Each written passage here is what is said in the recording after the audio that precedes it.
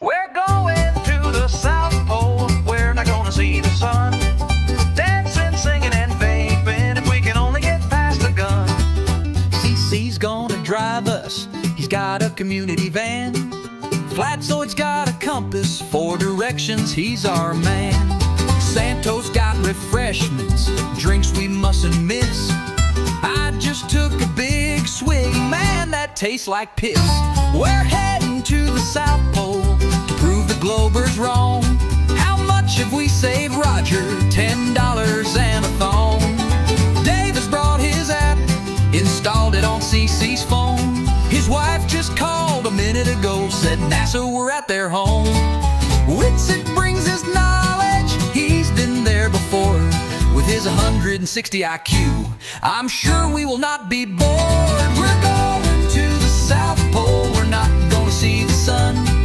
Dancing, singing, and vaping if we can only get past the guns.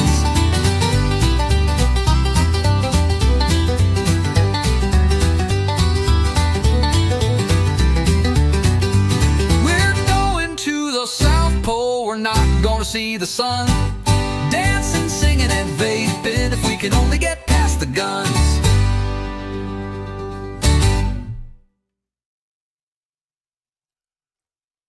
That's a pretty good song.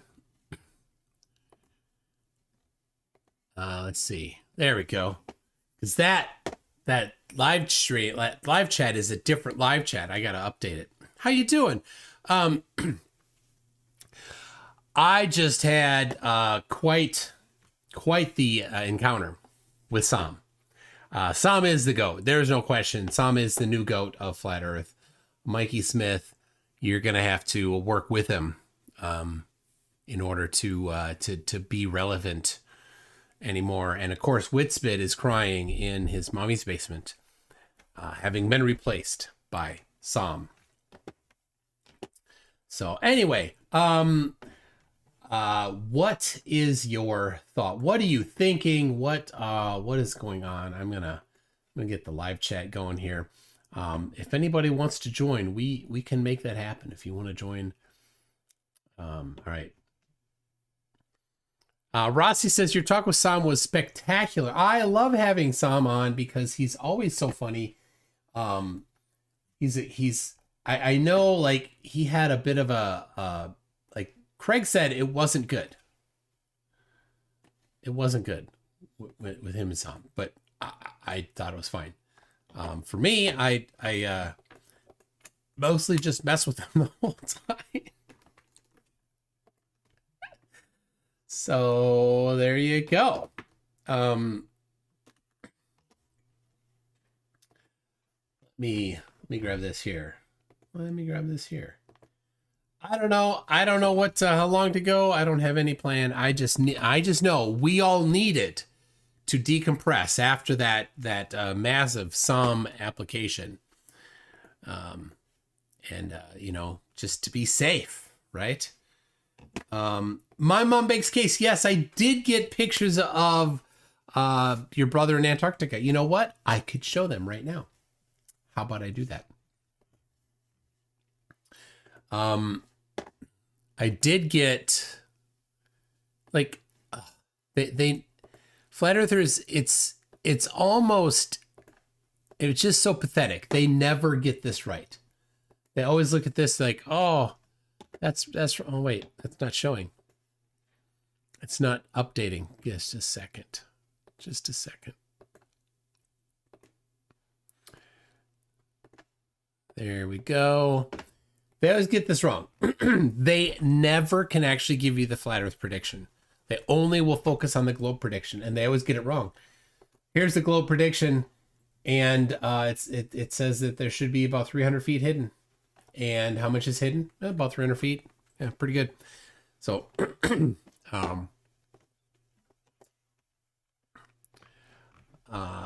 my mom bakes cakes. Let's see. Oh, there it is. There it is.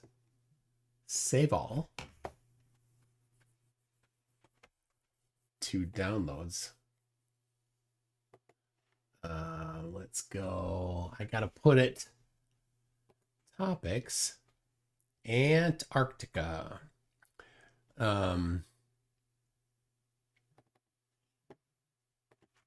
we go. My mom bakes cakes. There we go. Mikey is not appealing to anyone. Poor Mikey. I don't think, we could call him. I'll give him a call. So the Zoom link, if anybody wants to join briefly to get over the beating that we all received from SOM, the new goat of Flat Earth. So, all right. Here is the photos that my mom bakes cakes sent. Just making sure it's all good. There we go. There it is. Merry Christmas from Antarctica, 1994. Love, my mom bakes cakes, brother. There you go. That's pretty cool. You can zoom in a little bit on this some sort of a big old chunk of snow there, and this is some sort of a snow machine from 1994 I'm unfamiliar with. Quite something. Alyssum says, did you make a cocktail with Antarctic ice yet? We did. We actually did make anyway, thank you very much. My mom makes cakes. When we had our you can see it just briefly in the day before we went to Antarctica, or 2 days before. It was when Witsit tried to get us to sign an additional contract. There, they had some cocktails, and the cocktails had Antarctic ice. This was not in Antarctica, and it made me think, wait a second, you're not allowed to bring stuff out of Antarctica, but the rule isn't that. The rule is you can't take things out of Antarctica that are native to Antarctica. The ice falls as precipitation. It's not native to Antarctica. So you can take the ice out. Similarly, you can take meteorites out. And if you want to know about that, but just a little bit over a year ago, I published an interview with Landon Knoll, who likes to go to Antarctica and search for meteorites. Pretty cool guy. Yeah, Dave took some snow.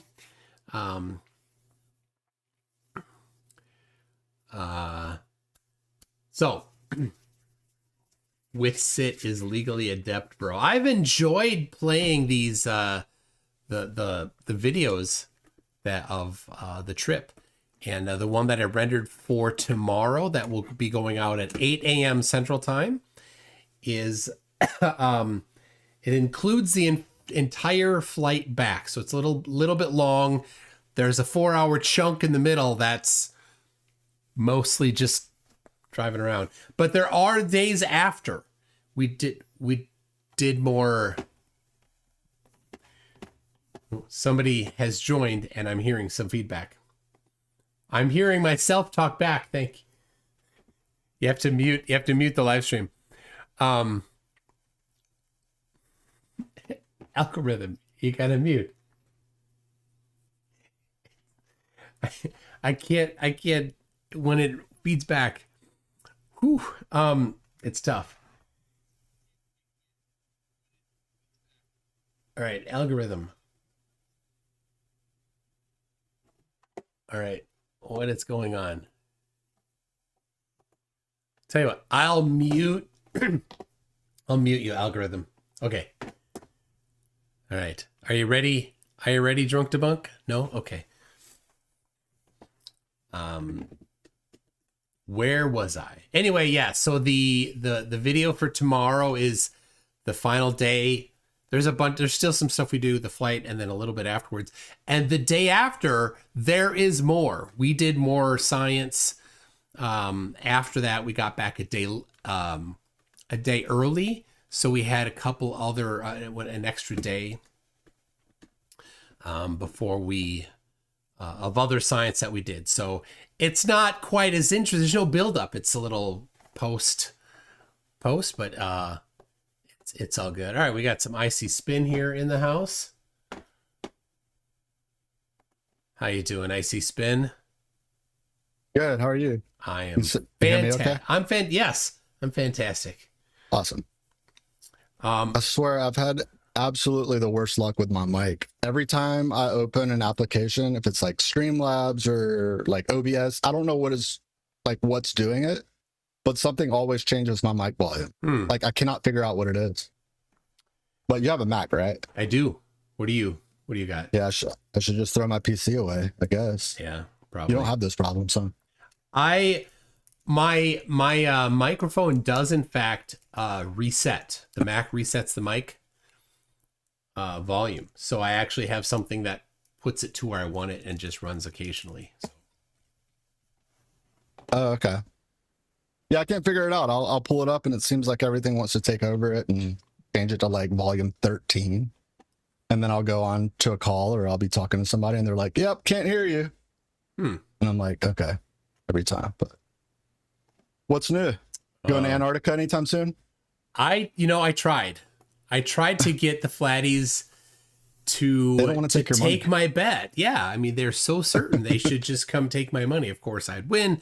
I know it's not a bet, actually, because you bet if there's a question as to the outcome. But there is no question as to the outcome of whether or not the sun sets in Antarctica, Union Glacier, on December 14. It does not set. So,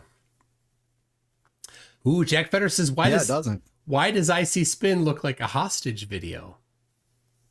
That's a good question. It's a good question. I don't know. I didn't approve it with my publicist, so maybe I should have. Blink twice if you're fine.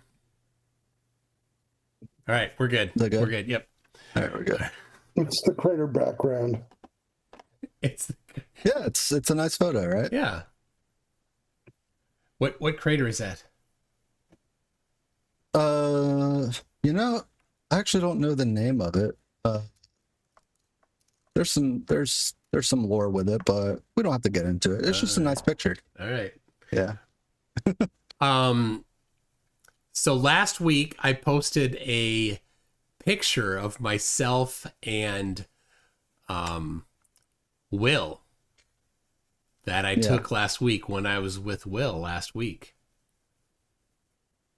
And yeah. And so I took a picture that I took a year ago in Punta Arenas of myself and Will, and I'm like, hey Will, we should go reproduce that picture. So we set it up so that the background was kind of similar, and I'm like, that just posting the picture will probably make some flatties go nuts. And on Facebook, they did go nuts.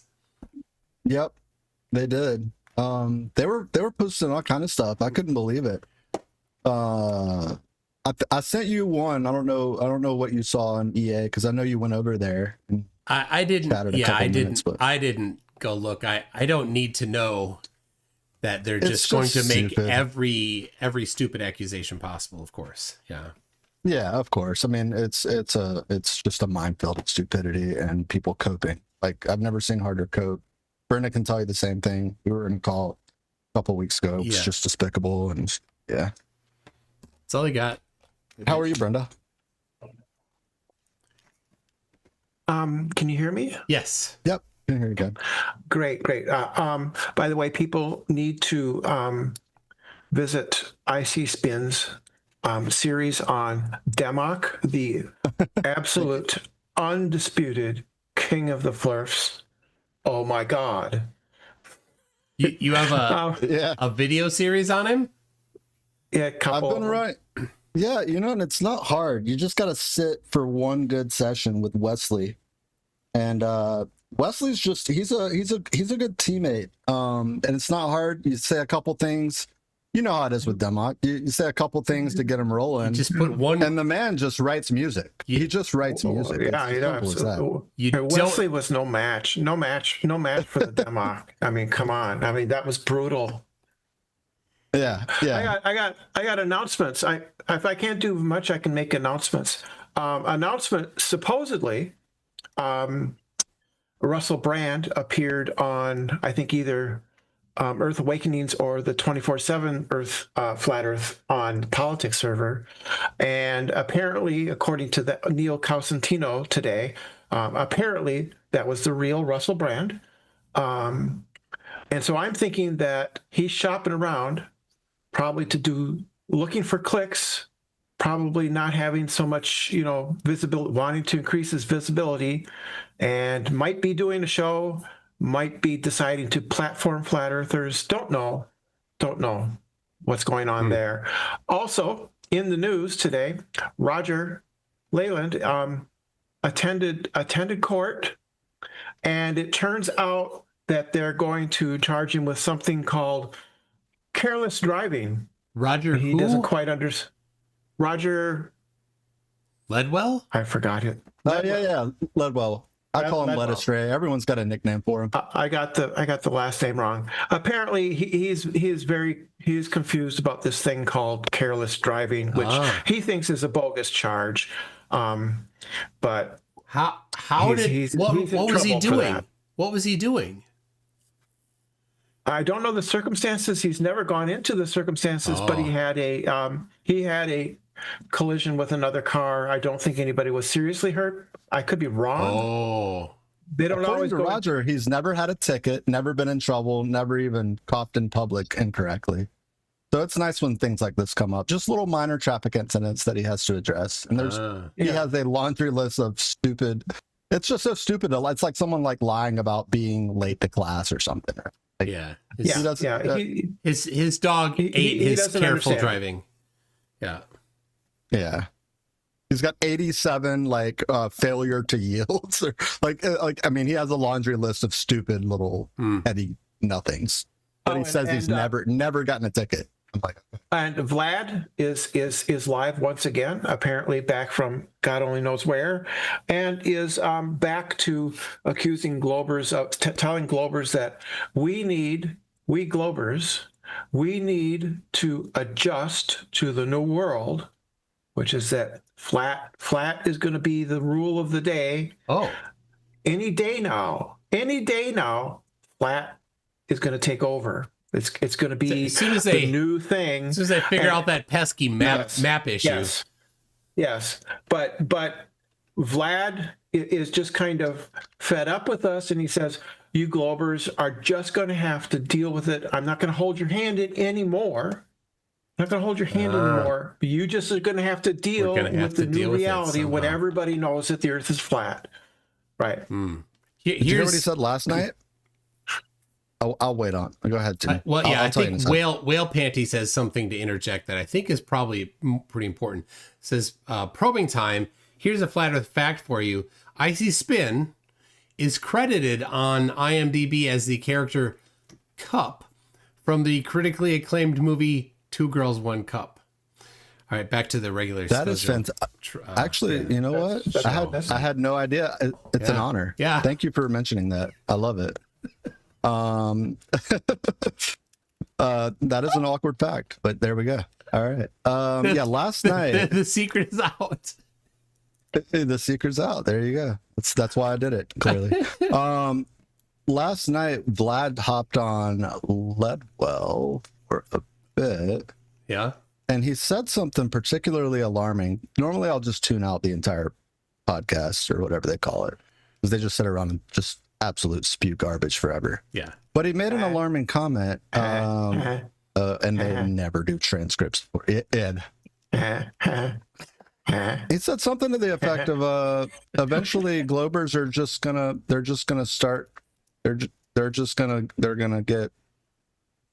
get left from this world. Something to that effect. Oh yeah.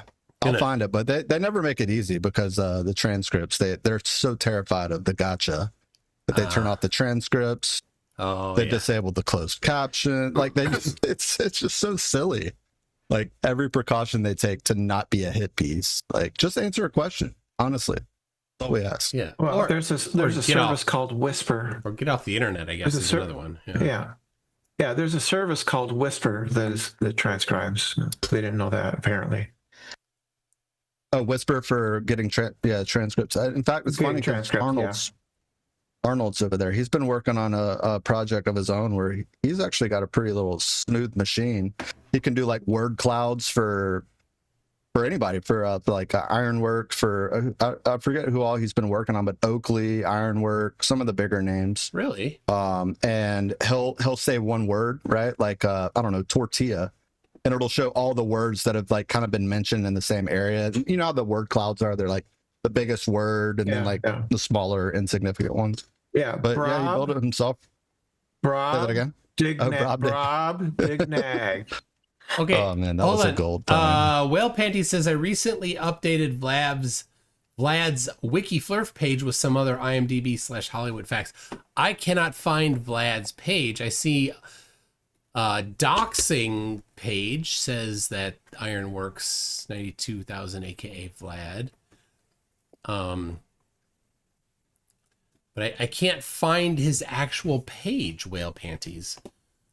Oh, by the way, I heard through the grapevine that the Catzoid is apparently appealing for help in his community, apparently having car trouble. Him and his wife are experiencing car trouble and needing assistance. I don't know. That was earlier today, so maybe that's been resolved by now. But you know, this is your Flat Earth news. Okay. This is all we have for right now. Don't know what happened. I sent a message. Speaking of Catzoid, one of the creators in our community is kind of like up and comer. Davids has been putting out a lot of stuff lately, and one of them was the Catzoid video that I just thought was fantastic. And I think I forwarded it to you, and it may have gotten lost in the mix. I don't know if you've watched it, but I'd love to show it on the screen. It's like 3 minutes, and it's a pretty good ride. Sure. If you're not opposed to it. Yeah, you should be able to share your screen. All right, cool. Give me a sec. And he's Doodle Sound Lab. While you're looking that up, any news on the Arwen front? Does he have food? And does he have Alex Jones supplements? I would say no on the first one and yes on the second one. I actually had a conversation with him this morning on Discord. I saw him on Discord. And yeah, he was not happy. He's never happy. He's never happy. I want a happy Arwen sometime. It's got to happen. Yeah, you know, he gets happy when he gets a PayPal, and that's about it. Yeah. It's just like old times. You remember those days? I think you may have tossed him a few dollars here and there on the 10-hour. I have helped him marathon most recently. Yeah, you've done a lot for him. I think the microphone that he's currently using was partially paid for by me. If he's using that same one. He uses Windows 7, doesn't he? Could be. He does. Yeah, there's a lot of guys that have. If I could, I'd use nitty-gritty on the lore of Arwen. That I think that's fine. That's a good idea to use Windows 7. Heck, I'd use XP if I could. But okay, we see your screen. Yeah, you wouldn't. I mean, you wouldn't have had to do security updates for ages now. You know, it'd just be a breeze. No more security. Yeah. All right. Yeah, this is by Davids, and I think some people have seen it. Maybe not everyone, but it's a pretty good riot. Let's start it. It's 3 minutes long. Did I share audio? I'm not getting any audio. All right, cool. Let me Calder V says get him laid. Do you think that there's a goat that's interested in him in the Netherlands? Some Dutch goat that could be ready for Arwen. Arwen has a crisis of identity. I'll say that he struggles. And wait, what? Real. Yeah, he does. Have you not known this, Brenda? Well, I'll just say that. I sometimes have a hard time reading people when they're being serious or not. I'm being that serious. Yeah, I know. I'm sarcastic by nature, so we'll play this and we can talk about it. He started crying, said he'd fallen in a trap. We We figured maybe finally realized the earth's not flat. But the story that we heard only left everyone in doubt. With shame so overbearing, you think he wiped a species out. He said it was just once as he wept in total shame. Out of guilt he struggled to breathe, at least that's what he claimed. Oh, flatzoid buddy, it's fine, it's nothing big to overcome. There is plenty more where it came from. You acted as if they robbed you of your last nickel, but all that really happened was you tickled your own pickle. Now there's one thing Flatzoid conveniently didn't tell. Was it MILF, hentai, or BBL? Or was the reason you started to pray 11 frames of gray? He said, don't hold things in just about confessing he meant sure, but it landed differently, no doubt. Oh, Flatzoid, truly take a breath. The universe is fine. No angels fell, no trumpets blew, no flattening of the line. You didn't doom humanity or blow your final load. All that really happened was you stroked your little toad. He said it was so intense yesterday, he could audibly hear God's voice, which either means divine intervention or the actors making noise. He called to tell his wife, confessing all he'd done. A storm of needless guilt unleashed for something meant to be fun. And Flatzoid said sincerely, God cares about you and you see. We're not sure what he meant exactly, and honestly there's no need. But acting like the world would end was honestly quite strange. He carried on like chaos reigned over a simple hand-to-gland exchange. Oh, Flatzoid friend, relax a bit. It's just something we got to. Your crisis level didn't match the thing that you went through. You acted like the world would end, or oceans turned to blood. But all that really happened was you just gave a really close friend.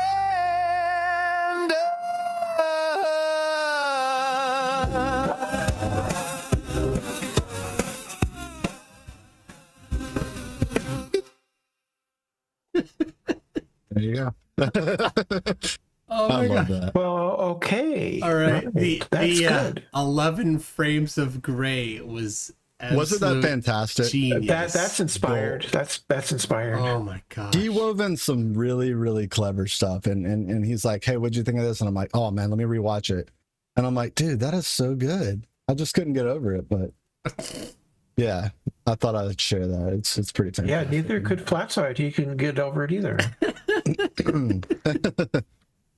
All right, so that's Devins, yeah. Devins 85, who's in the chat right now.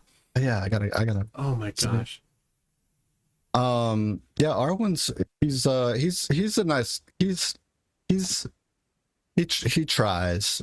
He's got problems. Are you implying that he's coming to terms with himself? And No, not at all. No, not at all. okay. No. Okay. The struggles forevermore in that department, I think. But I would be impressed and highly supportive. of course, I think everyone would. Well, the majority of people anyway. I think it would resolve a lot of other issues. A lot of others would just kind of fall to the wayside, in my opinion. My experience with other people, when they come to realize aspects of themselves, their other issues seem to be less important. Yeah. So probably George Carlin needs to do a bit about having a nice quiet dinner and a movie for one. Bring yourself some flowers.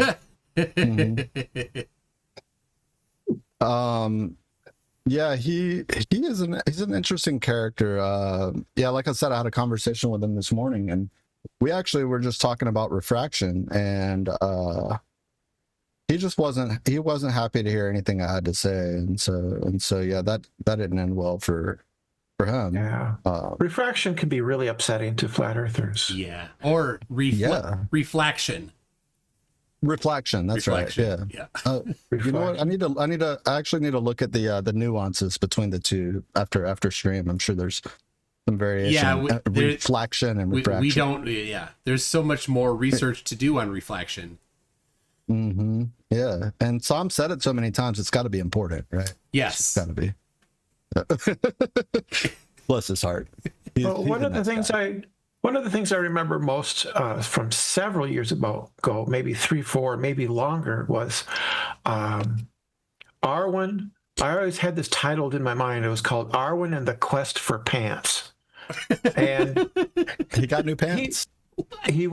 But they couldn't be just any pants, right? Because you can go to any place, I'm sure, in Utrecht, in the Netherlands, and find a consignment shop with cheap pants. Yeah, they had to be special. They had to have a special fabric, special heavy-duty, long-wearing fabric, and otherwise, they just didn't exist. They're just not acceptable. Yeah. And you have to be able to bunch them up in the back when they're too big.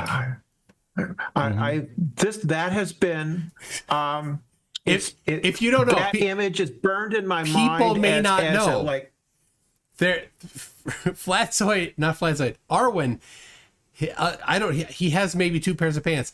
He stands up and a couple times people have seen the back, and in the back of his pants, he's got the waist bundled up and tied up or something so that they fit him right instead of a belt.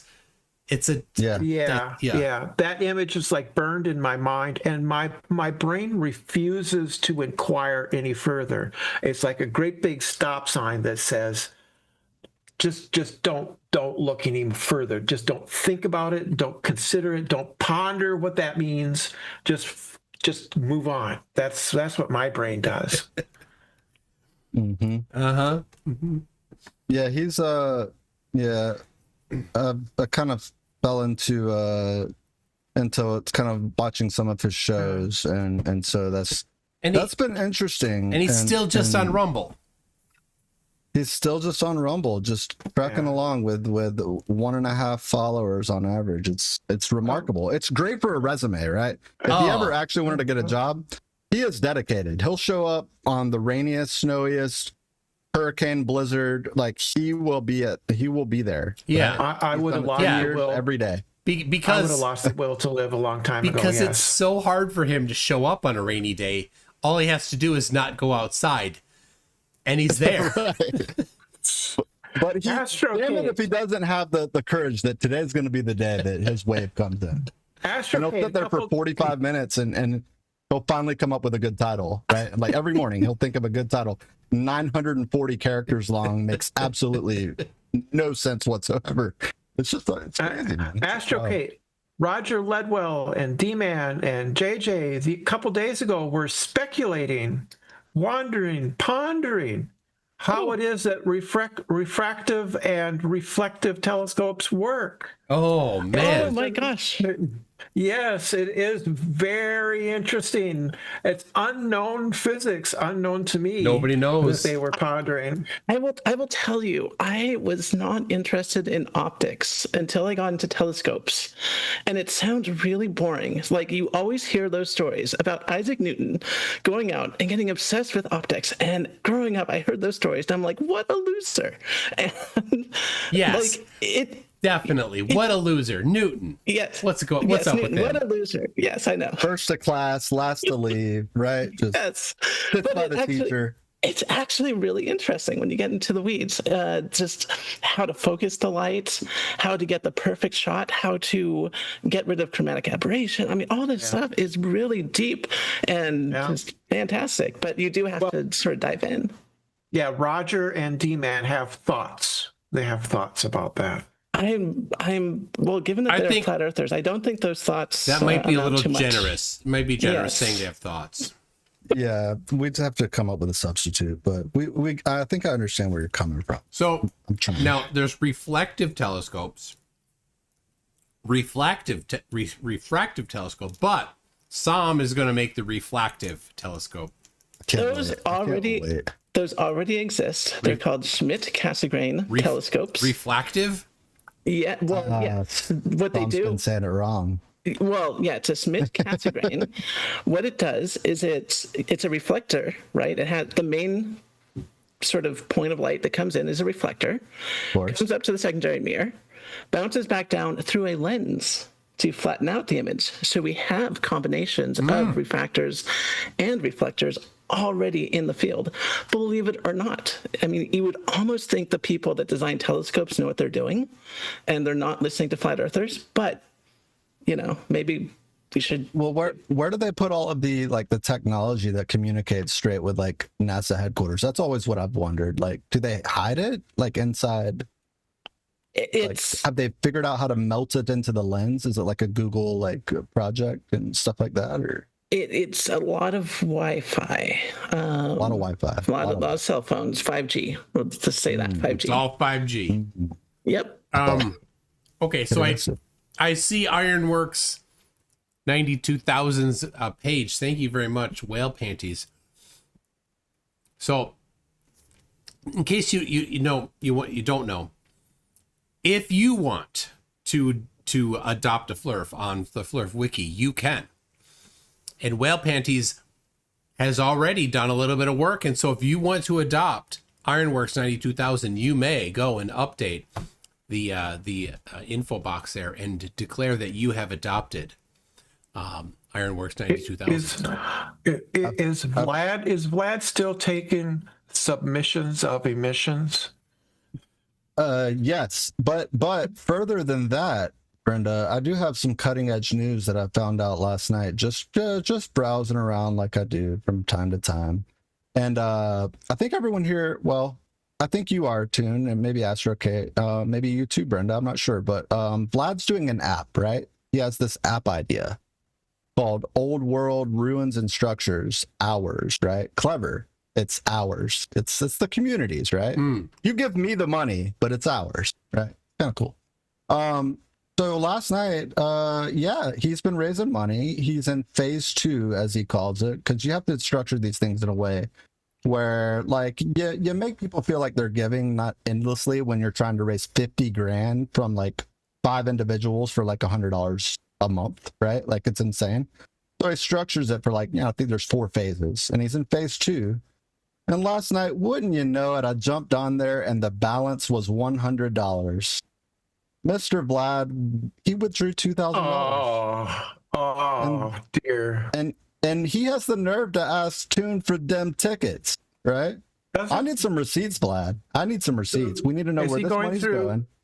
Is he going through GoFundMe or something like that?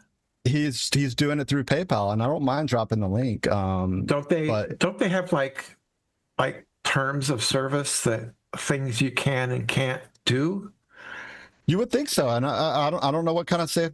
I just know that, hey, he went on Roger Ledwell's channel. I heard him mumble something about the app, and I'm like, you know what? Why not? I saved the bookmark. Let me see what's going on. And I'm like, what? Why is it at 100? What the? And I'm like, oh, what is this? Negative $2,083. And he turned around and immediately put $100 back in. I don't know. It seems a little funny.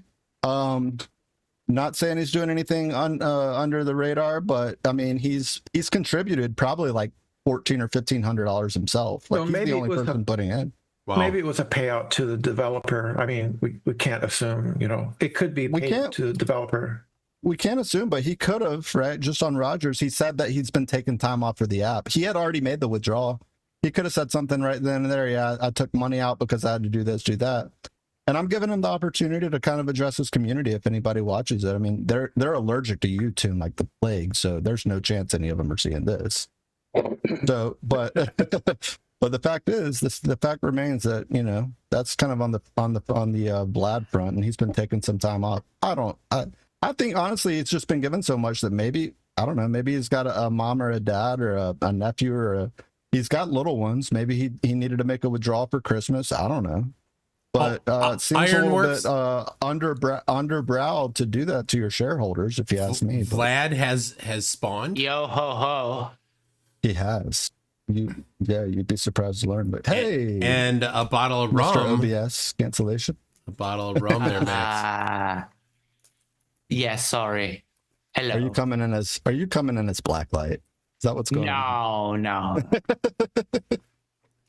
Max, I am so glad you're here because actually I came onto this stream for a reason. Yes. And I think you are going to enjoy this a lot.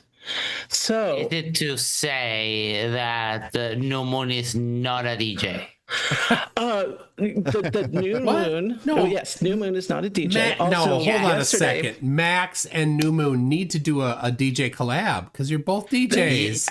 They need to do a DJ battle. Battle, yes, but he's been running away from that. I told him that.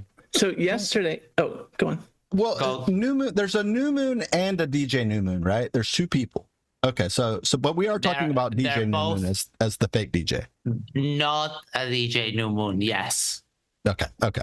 But yesterday, Mikey did claim that the new moon, when there's a new moon, the moon disappears from existence. No, get out of here. I am not kidding. You can go onto the Flurf wiki. There are links to when he says this. It is hilarious. Also, if you go to the Flurf wiki, I'm going to share something because this is tea. Get ready to sip tea because this is amazing. So in my day job, I do a little bit sometimes digital forensics. And I decided to do some digital forensics on Mikey's pictures. And we know we know for a fact that he will, for example, use the phone app on Android. Do you do more than just run pictures through the posterized filter on Adobe? I do a lot more. Okay, so this is all on the Flurf wiki. If you go onto Mikey Smith's page, we're going to start on the big one. This is his big photo. This is Your Life Has Meaning Serious. We've all seen this. He has this. The shirt. Yep, you have the shirt. This has been processed in post heavily. So what I did is I stretched the image, and you can see where he cut out the star and then made a pure black background. If this were a real image, there would be noise in the background, but you only see noise around the text, and you can see the outline of the star where he pulled it out. That's right. He photoshopped this image. That is not a good look. Yes. And furthermore, if you look at the metadata, you'll see that he took a screenshot from his phone to get this image. So it was a screenshot. Wait. You have evidence that he actually did this? Yes. This was on the True Not that Earth. someone else did it for him? Okay. Fair enough. I don't know. Maybe someone else did it for him. I know he likes to use Android, and we do see Android strings in the metadata. I'm not disputing whether or not he actually did the photo. I have a difficulty believing he understands Photoshop. He didn't use Photoshop. Yeah. I mean, I'm using Photoshop the same sense he uses Photoshop, and that's editing a photo. Collective process. At this point, I mean, a Photoshop equivalent is. Recently, he learned how to create a PDF, so that's what we're working with. Oh, that's precious. Yes. It's bad, obviously. But you can. I did the post processing. I stretched the image. I checked it out, and this is not the only one. So this is the Star Capella, and sure enough, of course, he added the text and everything. But once again, it's even that text not floating above. It's not floating above the Star Capella. It is not. It is not. In fact, I would let this go if it was just text he added. But no, you can see it's another cutout. So, but that's clearly embedded in the firmament. Oh yeah, you would think. It is not. It is. This is a principal component analysis I did of that image, which shows that it again is a cutout. This time he did not use pure black. He used one value of red, 1 value of blue and 0 green. So there is a little gray there. So I did. Okay, are we a part of an expose right now? Yes, we are. I need to get prepared. All right, hold on. Let me Oh my God, she's going to hate you now, like forever. Oh, I didn't do this. This was Globes Galore. Yeah, he's gonna hate Globes Galore. Globes Galore did the whole thing. I had nothing to do with it. I just read Globes Galore has adopted Mikey Smith on the Flurf Wiki. Yes, which is totally not me. Okay, so this one's really interesting. This looks like it could be just a photo, right? Except, check this out. If you, once again, do a noise analysis, you'll see that there are black bars at the top and bottom of this image where Mikey cropped out and replaced parts of the image with black. No, wait, this is a tall photo, and he probably took it in landscape. Well, it's a tall photo. Yeah. I don't know if he took it in landscape or not. I don't know what he did, but when he got it out of the phone, he added these black bars. This is a digital artifact of like serious post-processing, not a work of the camera app. This is. Now, if he would have just say he would have taken something that was landscape and just he did the portrait, would there be clear, distinct edges without the like light black in certain areas kind of merging inside of the photo, or would those still probably be there? So everything inside would probably still be there. I don't know the process by which he added the black bars. It could have been him not knowing how to use his phone, but he did find a way to add them. It is, once again, a Samsung capture. I don't know if that's a screenshot or not. No, it's not. He likes to do that. Yeah. It might, yeah. He'll regularly take screenshots of his computer, or he'll record a video recording of a video on his computer. If he wants to share something, like 2.5 minutes. He wants to share something, he'll point his phone at the screen. Yep.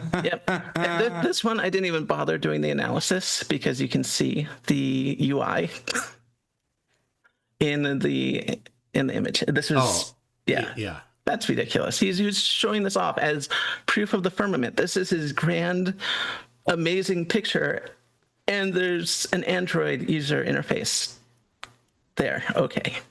Mm-hmm. Okay, so this one's kind of interesting because this one, you kind of don't know what's going on. So this one is, he uploaded this to TikTok, and you've seen this one go around. This is his big proof of the firmament, and it does look a little weird. Now, I have to say, I thought this was actually a microscopic view of Flatzoid's emission. No! It is not Flatzoid's emission. Okay. It actually is the stars. Just wanted to make sure, because it kind of looks like it is, and I don't know. It kind of looks like it is. What happened, and what we can do here is we can voluminous, and that's a voluminous emission, if I can say so. Yeah. So if you boost the chroma of the image, you see a lot of green and red. Now, what shines really green and a little red in the night sky in Canada?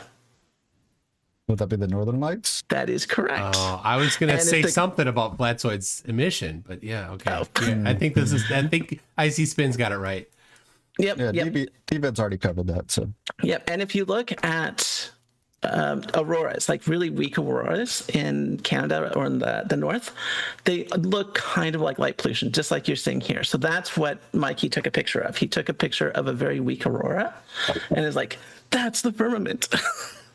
And you can plate solve it too. It could have just as easily been a firecrackers. I mean, let's be real. Yeah. Like it looks like someone threw firecrackers and like, get your camera, quick. Yeah, exactly. So yeah, it's just it's part of the Milky Way, like just sort of in the bottom part of the Cygnus constellation. So it's real stars, but it's just an aurora there. And that's the same with all of them. Oh, and this one's really funny. So I don't know if this will show up on Zoom very well, but he took a picture of these stars right here. There's like 5 in a row, and there's like a little hook. Yeah. And he's like, this is amazing, 4 stars in a row. This is like, how could this be?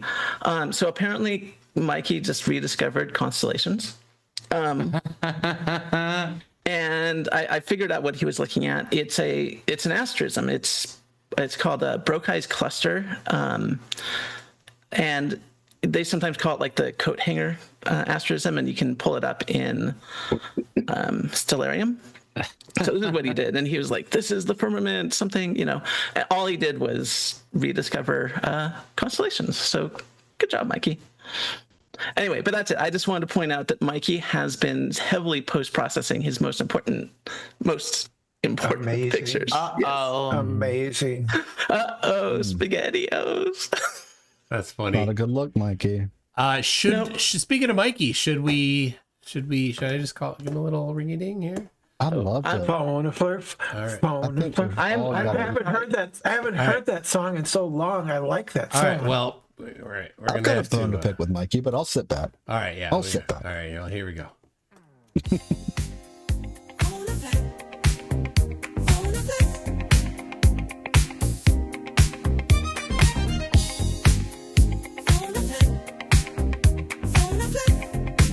What time is it? It's time to phone a flip.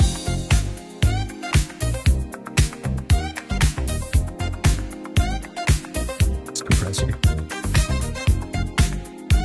Yeah, the music doesn't come through very well on Zoom.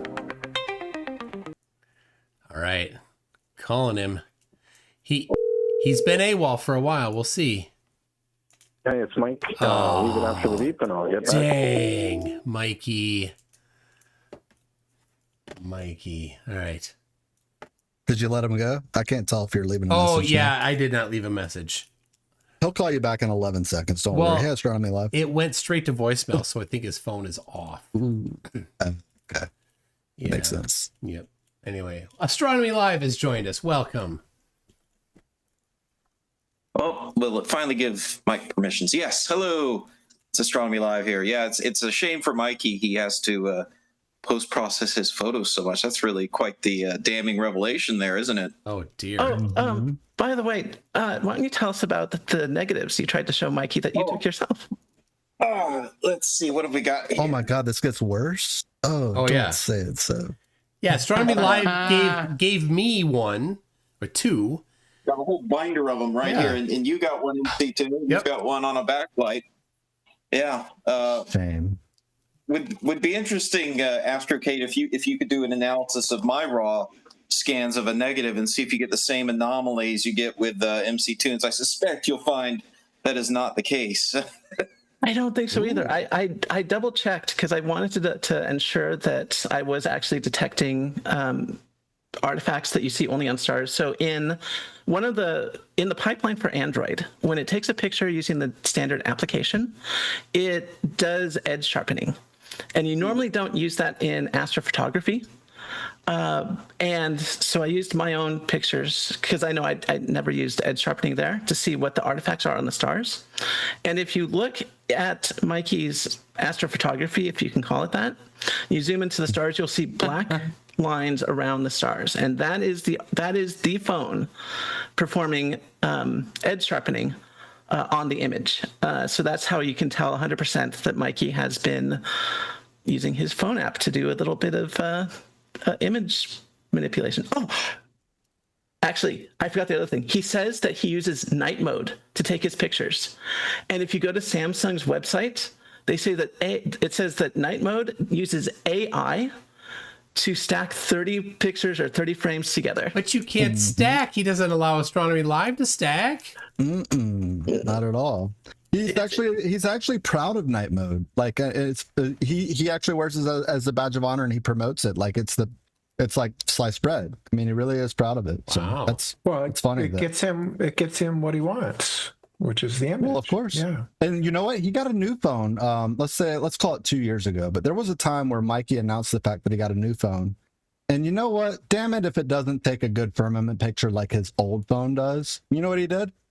He returned the damn phone. I'm not even kidding. He got his old phone. He ordered a telescope. Didn't like it. Sent it back. Yep. From the wig makers. Yep. Sometimes results are just too hard to even face it. Sometimes you just got to ask Mikey, what were you thinking? Boo ba boo ba boo ba boo ba boo ba. That's about it. Yep, that explains Good it. summary. You know what's funny is he's very, very proud of the video that you made for him, Toon. You sent it to him. He uploaded it in 11 seconds, I bet, and he'll play it every now and then. The spaghetti. Oh, that song. Yeah. Yep, that song and the other song that I made for him. Oh yeah. The chicken, Squawky Chicken. Squawk the Chicken. He's played. He mirrored both of them. He loves. You just want to give him a hug, but then he comes on to 15-year-olds, and then you don't. Yeah. Yeah. I didn't hear about that lore drop. Wow. Okay. It's on the Flurf wiki. Oh, is it? Okay. Yeah. Is there a conclusion to everything? Because I feel like I got half the story, and I looked for the Canadian court documents, and I just couldn't be bothered one night, and I haven't gone back to it. It sort of destroyed my whole like weekend one weekend when I heard that. So is there like a hard conclusion sort of thing that any of you guys are aware of? No. Everything is hearsay, including the accusations. There's no court documents showing any of this. Mikey won't talk about it, obviously. The only people who even made the accusation were Flurfs. So, take that with a grain of salt. Oh. However, we do have court documents from another case where Mikey got a bit too frenzy with a woman. He had a landlord, and he would harass her, and he thought that she was amazing, and snuck into her bedroom, and the landlord had to call the police, and we do have the police records and court records for that. Gosh, that sounds like another flat earther we know. Arwen. Oh yeah. Okay. Oh yeah, that's right. He did. He was going into somebody's room.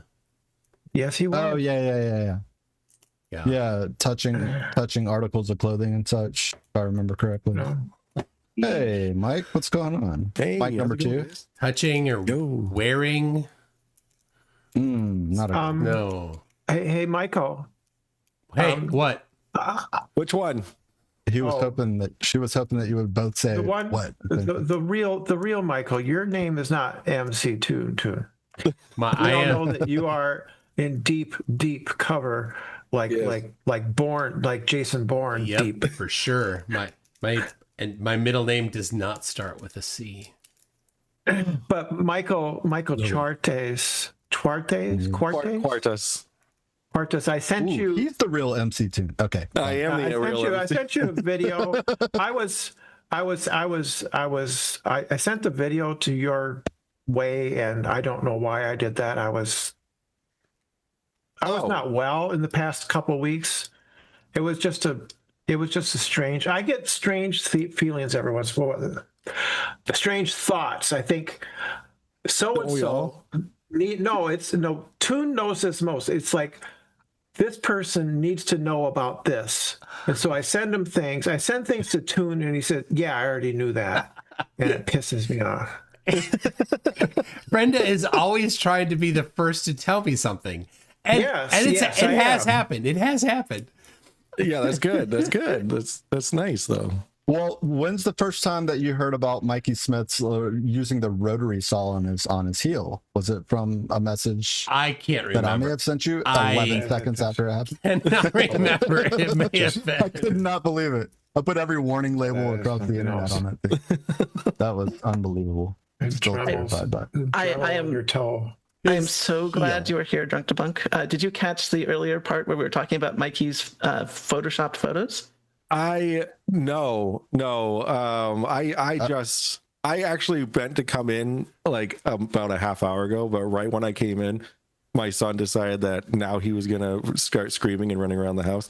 But yeah, then I was just like, they're still on. Okay, I'll hop on. But please enlighten me about the Photoshop photos from Mikey. Yeah, so I'm not going to go the whole thing again. Yeah, because I'll be watching it. Yeah. This is like when you have a really good show that you love, and you finally get to watch it with somebody and watch their reaction, right? To the show that you love, and you want them to love it too.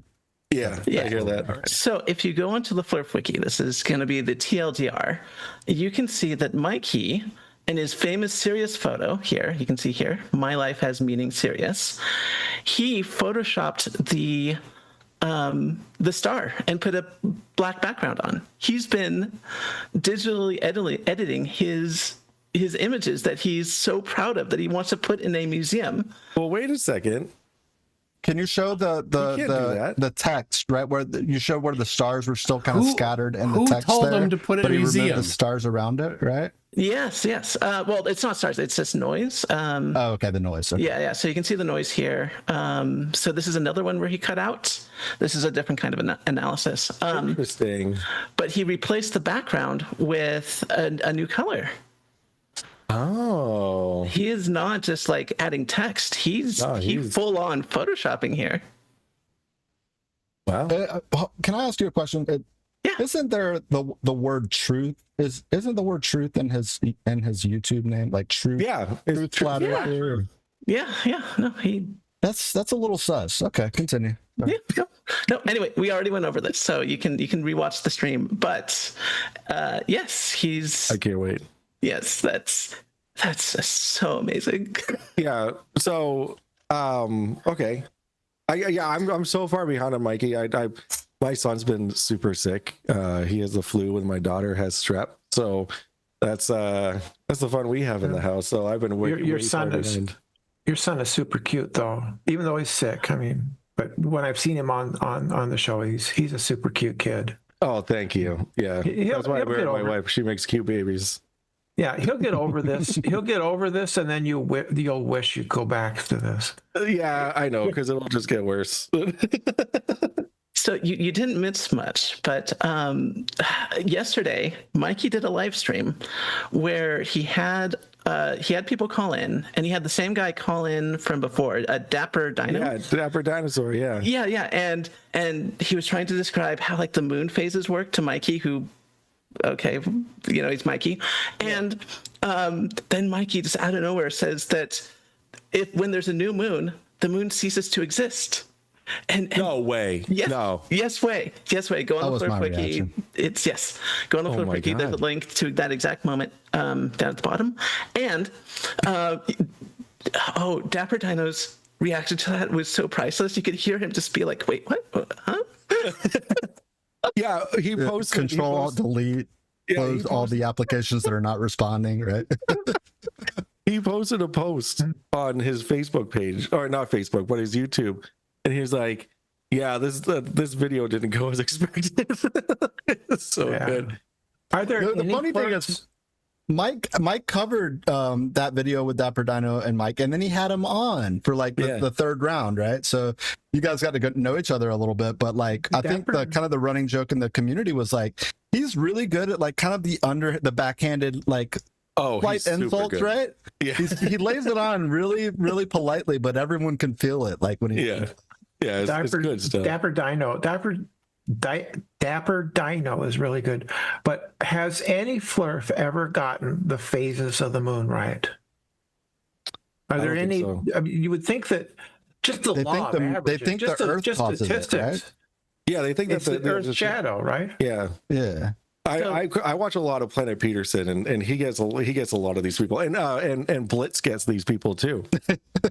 It's so hilarious. They're a gravity well for derp. It's crazy. Yeah, I mean, they really pull in the TikTokers. Yeah, Dr. Blitz debunks is really good. He has several Flurfs on there that are just it is in a way it's always the same though too. Mm-hmm. It's always the same thing. It is, but it's different. It's different flavors though. It's different flavors of the same thing. It's like you go to the convenience store, like, all right, what flavor Celsius are we going to get today? It's like they're all the same thing, but they just taste a little bit different, each one. Mm-hmm. Like, is this one going to deny the moon? Is this one going to say the moon? We shouldn't see the moon during the day. And isn't that the game though too? Like, it's kind of like, where is this one going to kind of try to find their out and like. Yeah. All right, what approach am I going to take this time to try and keep them on? And like, am I going to try this other thing that I tried like it's really just, I mean, it's just a game of cat and mouse, but it's like, it's crazy. The crazy thing is they get told that's not we don't say that's the Earth's shadow. Right. It's the moon's shadow on itself. Then the flurf reset is real. They'll come back a day later and say, how we're told that it's the Earth's shadow. That's obviously not true. Like, yeah, the flurf reset is real. That we don't even know. You guys don't even know your own model. And it's like, that's right. I know your model more than you do. There's a particularly good one. I think it's with Dr. Blitz and Flatzoid. And that one is amazing. Oh, that one was so good. The car painter and the PhD in physics, and Flatzoid's level of I'm teaching you. Oh yeah, it's just jaw dropping. And Toon, I wanted to bring it up to your attention. This shirt is a true statistic. 10% of Americans think the Death Star is flat. There you go. Yeah. This is brought to you by the Golgan Frenchins, a common community member. Nice. Yeah. Interesting. What are the Golgan Frenchins? I'm gonna be the one to ask, I guess. He's one of the users, or one of our community members. Oh, okay. It's I wasn't going to ask. I was going to let IC spin that. Let him look. It's from a book. It's the most popular Star Trek character ever. It's not Star Trek. It's from a book. I know. Mike, do you know? The Golgan Frenchins? Yeah. I actually don't know. Oh, is it Aesop's? No. Do you see what I mean? He knows everything. It's terrible. It's horrible. Astronomy Live? No, you know what Golgan Frenchins? Yeah. No, I don't know that one. Whale panties? Do you know? Max algorithm? Do you know? No. Hitchhiker's Guide to the Galaxy. Ah. Big Fish V10 got it, as did Binge Thinker. He said it in all caps, so that makes it more true, right? That's what I've learned from Harnold. Jean-Luc Richard, Lindsay Bowe got it. Fletcher Boy got it. I am not surprised that Lindsay Bowe Red Cedar. Yeah, there you go. Did you hear that that Max had a surprise guest the other night, MC? Yes. Yeah, myself and Mr. the real MCToon. Happy for a little bit at his home. Happy late anniversary. At his real home. It was a true 1-year anniversary. Jaron stopped in and hung out on the stream. He didn't come to your way. No, on the stream. No, that would have been. I mean, we would have. I mean, come on, we would have addressed that in second 4 when we got on the stream. But yeah, no, he hung out for more than who did anyone expected. Who did for real? Jaron. Oh, okay. Jaron came onto Max's stream and he sat in for 2.5 hours. I mean, oh, wow. God, the guy just couldn't stop talking. But he had a lot of. He answered everyone's questions, and it was just he was just a socialite and had a good time, and it was nice for him to stop in. Can I point out something? But yeah. Please. Quick question. Like I've noticed, and I'm late to the Fleur party and all that, but the thing that's always really bothered me is when they talk about, everyone's indoctrinated in education and all that. I was watching a stream the other night, and someone was like, "Let me ask you a question." And they said, "You can't ask me a question. You're supposed to teach me." And it's like, if you don't ask them questions, how are they supposed to learn what they don't know? And it's just it just drives me up the effing wall. It doesn't make sense. Yeah, that's not how it goes. That's not how it goes. What you do is you spend 6 hours a day watching YouTube videos. That's how you get to know things. That's what I've been missing. So I can just learn and repeat like a chimp. Yeah, and then when anyone asks you for a citation, you say that everyone's on board with it, and if they ask you for one, you just change the topic. That's what you do. Okay, making sense, because my urine's starting to look good, smell good. You know what I mean? Jesus Christ. Soon, I was doing a little bit I'm doing dishes. Going down memory lane for Because on the 14th, while you were doing that first live stream, I was on MDD with Craig, debating Nathan Thompson and Chris Van Am, and I pulled the live stream during the debate. Oh my God, I remember. Oh, amazing. Is he the guy that stands in front of the whiteboard, or is that a different? That's the other guy with the bandana. Okay. No. That's the fun one. How 1 year of that? How has this year of post TFE destruction and then the repercussions of it for you? It has definitely reduced flat earthers like being willing to debate me.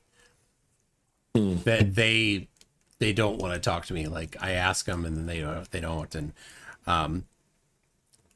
it's funny. There's a few that sort of want to like tease that they want to engage a little bit, and they're the ones that want to claim it's fake. But go ahead. Is there going to be a retrospective? I'd like a 1 year later summation, like not even necessarily from you, MC, but from Will Duffy or I actually like for Witsit to be the MC. If that's okay. Witsit. Or he's master of ceremonies. Okay. Any sightings of the Witsit on the horizon? I can give you a couple things. Very unlikely that Will is going to do anything. He stepped back. Off. Yeah. So and you may have seen a picture that I took last year with Will in Punta Arenas, and a picture I took this year with Will a year later exactly in a southern climb as well, not nearly as far south. So I saw him last week, and he's pretty happy, I think, to be mostly disconnected. Well, I will say the drop off has been absolutely amazing. I mean, Witsit could at least put two words together, and then your debate tonight, you had Sam singing what Never Ending Story. That's Sam. He just does that. It's kind of amazing. It really is a treat to have him along because you just know what you're going to get. It's kind of like Dion Smo. You know you're going to be along for a ride, and it's just going to be a good time. They're not toxic. You can't quite tell what their angle is, but yeah, Sam never disappoints. He'll have 8 or 9 presentations ready to show, and his power will go off 6 times, and we never get through the second one. But. That was a case of Dance Monkey Dance for me. When you're dropping Eastbound and Down and stuff like that. So he's a good sport. He's just a good sport, though. Makes it fun. Well, they were loaded up and trucking, Oh, and the bonus was that you get to see Jack Fetter tilted more than you've ever seen him. He cannot stand when an incompetent interlocutor approaches. It doesn't matter what the angle is. He is just going to hammer the chat box. Let me read a few things here. Pable73, who is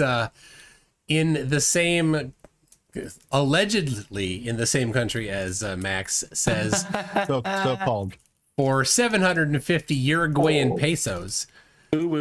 Says, hey comrades, today's life lesson: don't waste time looking for happiness. Take it away from others. Very nice. TCR Ruffins is a new member at Newton. Earthrise is a new member at Newton. These are from last stream as well. Rossi says your talk with Tom was spectacular. See, we got Jack Vetter. Why does Icy Spin look like a hostage video? I'm feeling love. He said that early on. I got over it. Jack Fetter says, other news, CC's still trying to drill that tree, and Mikey apparently learned nothing from CSA round 1. Oh my gosh. He's apparently, rumor is, he's going to try to appeal the unappealable decision. Yeah, but the issue is that he can't appeal it until he pays the $700 fine. You got to put the bond up. Oh, no, I love that. Is that not the I case? asked ChatGPT. I asked GPT about that, and he can appeal, but he still has to pay while he's appealing, unless the court does a stay of execution on that. So Let me I had the guess same. what's going to happen. Yeah. 700 plus. I think it's a significant amount on top of that. It's almost like 80 or 90%. So he's looking at $1,400. There's a filing fee. I feel. Is there? I have this strange feeling of being watched. I don't know. I'm being watched. Jim Daniels is always on the cutting edge of Mikey news. So yeah, he we'll really have is. something within the next 9 days. Jim, that would be Jack's brother, right? Yeah. We call him Billionaire Jim on what cast? There's 95 gifted subs at stream, it seems like. Oh, wow. So you said Stay of Execution, one of my favorite songs by one of my favorite bands. Evil Producer One says, so Wankzoid couldn't get his motor running. Rip his motor. Also, really quick, Tarrant decided to come visit me again today. Oh, cool. Yeah. Isn't that nice? Tell him we said hey. Yeah, it's nice for him to stop by. So is that Tarrant in the bag behind you? No, that is Tarrant. Tarrant is trash. Yeah. Okay. Yeah, he's the bag. Yeah. So, Michelle is behind him, I think. We won't go there. I thought this was going to segue into a totally different type of video. Oh, yeah. Like, no, I'm not a serial killer yet. Yet. I love the yet. Jim Daniels says, spin your head around, IC, and stop looking like Mikey. Stop looking like who? Mikey Smith. Mikey, because he's bald? I don't know. He's got a black cap for a headshot. Well, he does for a toe. I love that background. Oh my gosh. Yeah, he's in timeout. He's fine. He's harmless. He knows what's up. We talked about it. Rossi says, I heard that when you get in line for the pearly gates, you take a number. That the number is your lifetime stroke count. Which is not the number of strokes that you've had, not that kind of stroke. The other one, the one that Flatzoid was talking about, I think is what he's talking about. Jack Fetter says that the entire photo is an artifact. Tim Davis. That makes me curious about who's at the back of the line. Who's at the back of the line? Elaborate. Yeah. Brenda, the number that you one take. of you sending me videos? No. What? No. This is me just saying. No. She already got on the MCToon before you got here for not opening her videos quick enough, or not being able to produce them fast enough. I guess. Listen, Brenda. No, go ahead. I'll send something to Mike. I'll send something to Mike. And he won't open it for 114 days. I'm from Minnesota, and I'm from Minnesota, and you're talking about me. This is very embarrassing. Well, because you're from Minnesota. I'm just kidding. Oh my gosh, it's not embarrassing to be from Minnesota. What is it called? Duck what? Massachusetts. Duck Gray Duck. Duck Gray Duck. Is that right, Brenda, or is he just pulling our leg? No, he's correct. It's Duck Gray Duck. Oh, that's more embarrassing than being from Minnesota. Come on.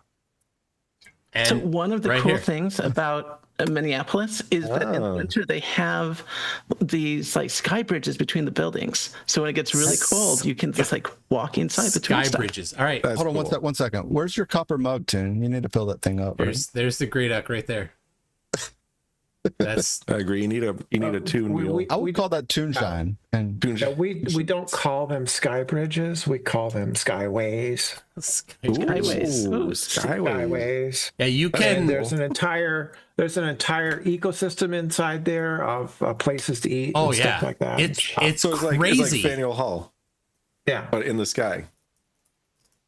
What's the place that you guys all meet at that industrial nerd loves to get like rulers and Menards and staples? Menards, yeah. So you guys just like go there on Sunday afternoons and wave to each other. Every day of the week is a good day. I'm not a homeowner, but there's Menards, and then there's Fleet Farm. Yep. Can't forget. So Menards is headquartered in Wisconsin. Fleet Farm is headquartered in Minnesota. Brainerd, Minnesota, even. The big thing in the South, well, in Texas, it started was Buc-ee's, the gas station that has 4,000 gas pumps. Love right? Buc-ee's. And they've kind of made their way over to like our neck of the woods too. And so, There's one going up in Florida, in Wisconsin, in Massachusetts, South Georgia, but I have family that lives in Middle Georgia, so we pass through it off of I-75. So. Hey, but yeah, it's fantastic. If you're on the road and you got to make a number 2, then Buc-ee's is a place to it's Buc-ee's. It's something on your channel. It's a floor to ceiling door on all of the stalls. You do not need to. Nobody sees your feet. Nobody sees the undies wrapped around your ankles.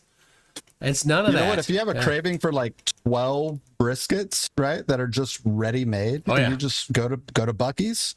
You want to get Christmas gifts? Yeah, come on. It's literally the theme park. I can't even express it. You have to go there. Yeah. It's the theme park of rest stops. I mean, dude, if it's you in a fleet of 26 cars, dude, the president and like the entire Secret Service, like multiply it by 3, and they'd be in and out of there filling up their cars. Like, there's no problem. There's literally 100 pumps. I thought it was cool seeing a Love's.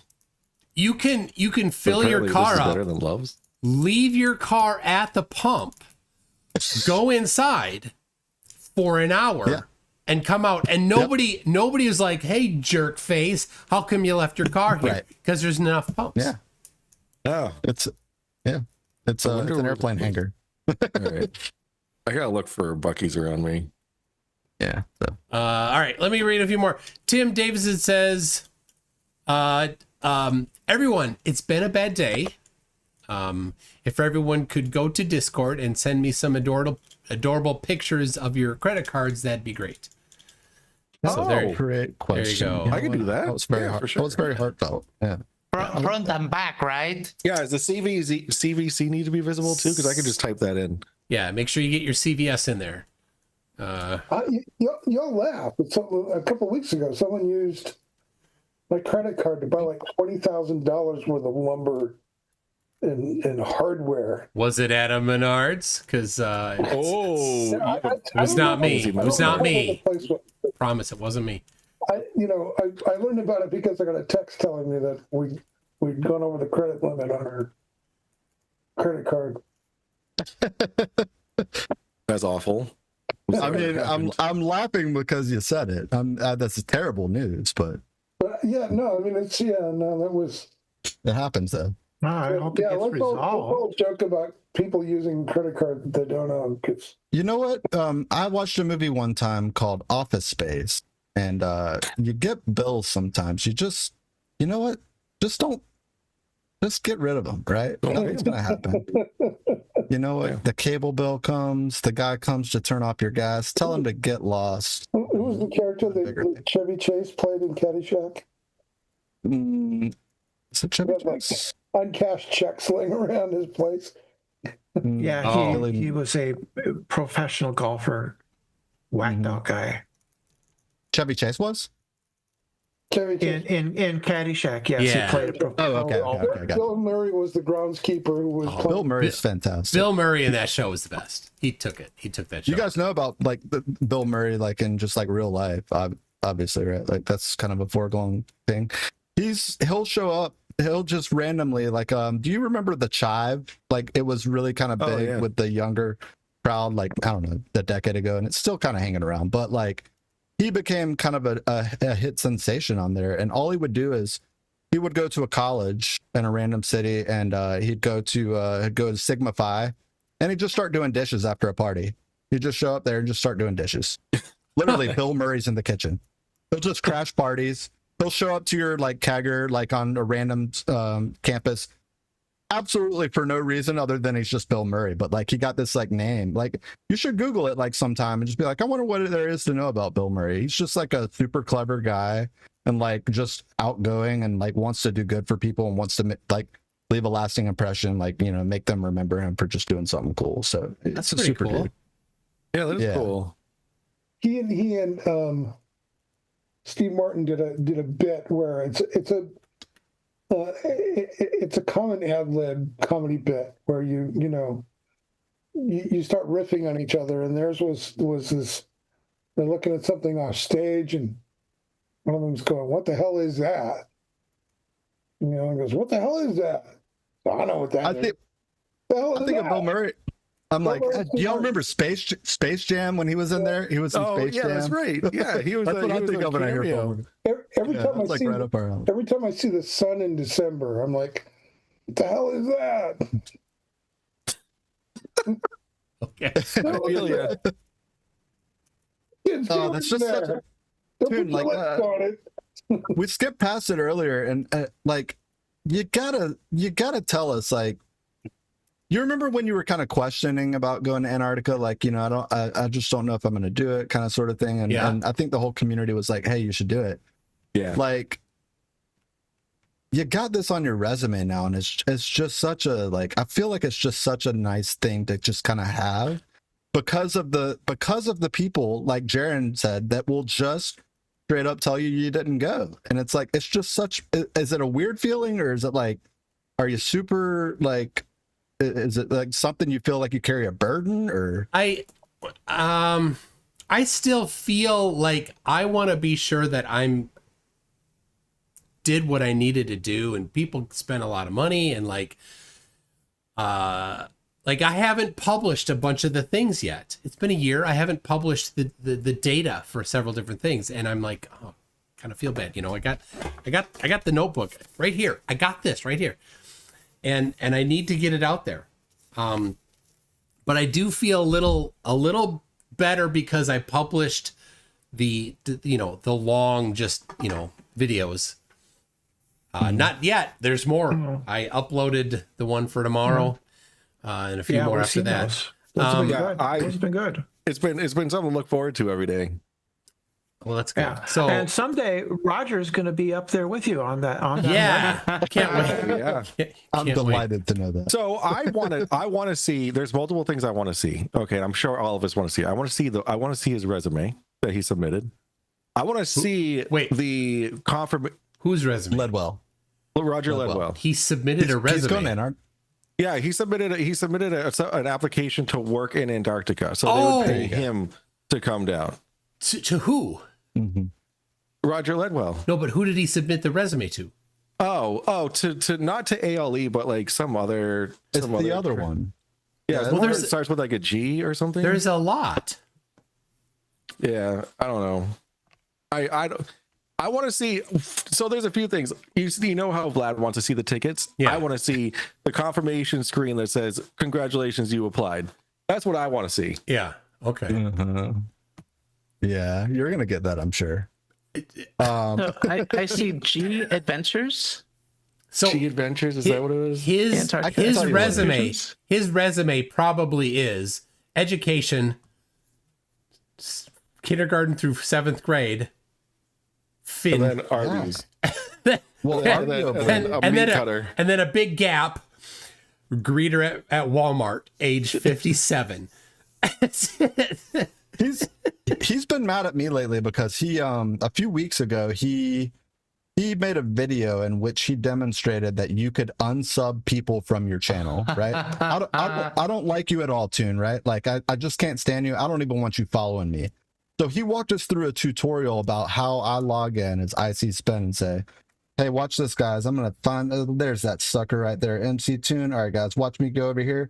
And I clicked the unsub button. Oh my god! And this fool didn't realize that he was actually just unsubbing and resubbing to like a person that has however many followers they have, and it's like listed right next to any like person. And I'm like, oh my god, I got to make a video immediately. So I highlighted it, and oh my gosh.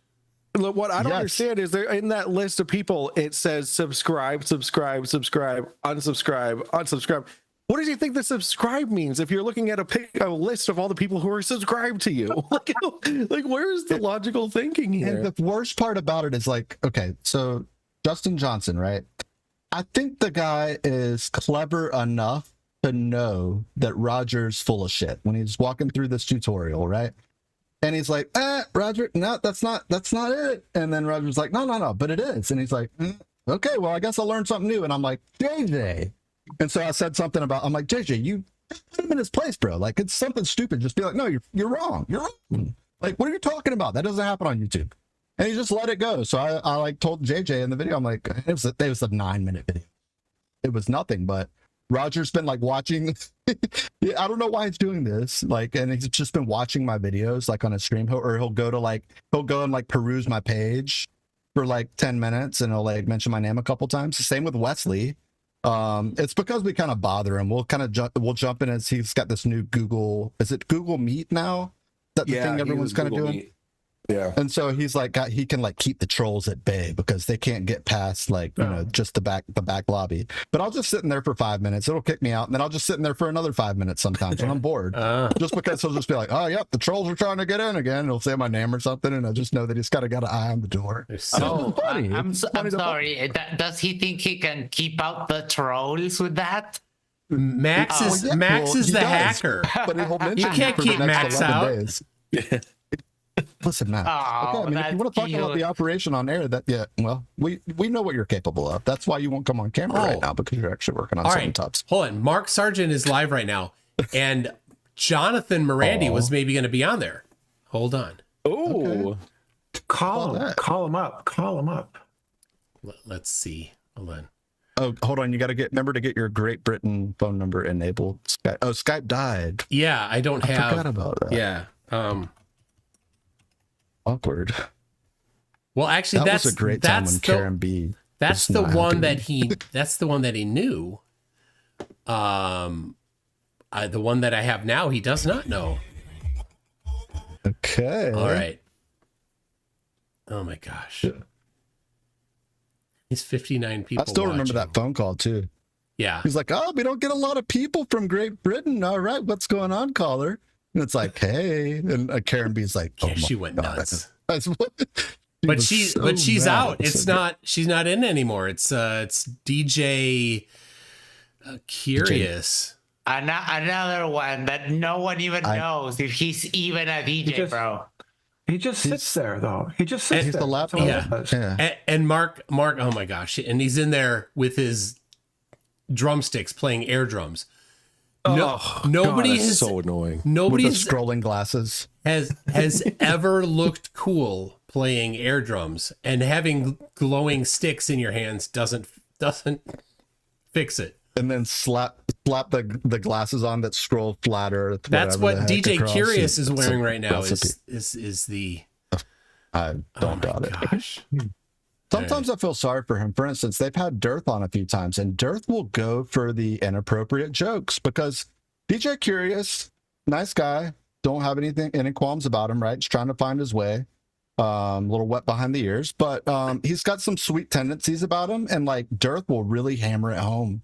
Like he'll really go after him and try to like make him feel like he's like, and he just puts him in a weird spot. And I'm like, how come nobody says anything? Like it was on the tinfoil sombrero one time. It was went on actual Mark Sargent's channel, and he just goes for it, and it's just annoying. First thing about Flurf Cobb is you never criticize another Flurf. Yeah. Yeah, especially a laddie. They can get something severely wrong. It's you must not challenge them. You cannot correct them. Only in private and only with the right words. Well, unless you are Mikey Smith. Until it blows up, unless then then it's okay, right? So Oakley, right, or Mikey Smith, right? Yeah. Then it's just got to be 100%. Right.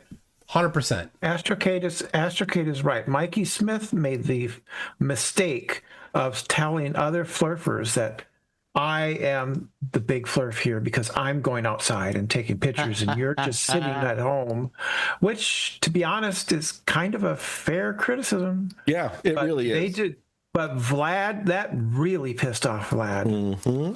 Sure did.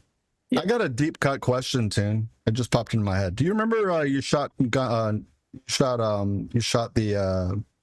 sheriff? Where are the guns in Antarctica? Yeah. And when you were walking off, you were on cloud nine. You and McKeegan kind of walked back to the shed, and you went inside. Whitsitt had been in there for 5 or 6 minutes by this point. Jaron was napping under the table. Yeah. Did Whitsitt say anything to you when you came back in? No. Did he acknowledge you? Did Jaron look up? No. Nobody said anything. And you were on cloud nine. I could just tell you were glowing going into that shed. I'm like, I wonder if they said anything to him. I've always thought about that. Nope.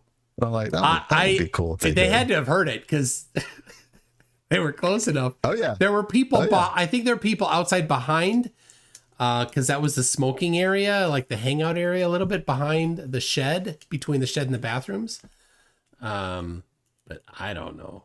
Yeah, I just, for some reason, because I mean, Oakley went back begging, like, oh god, that was so gross, right? When he came back to town. Yeah.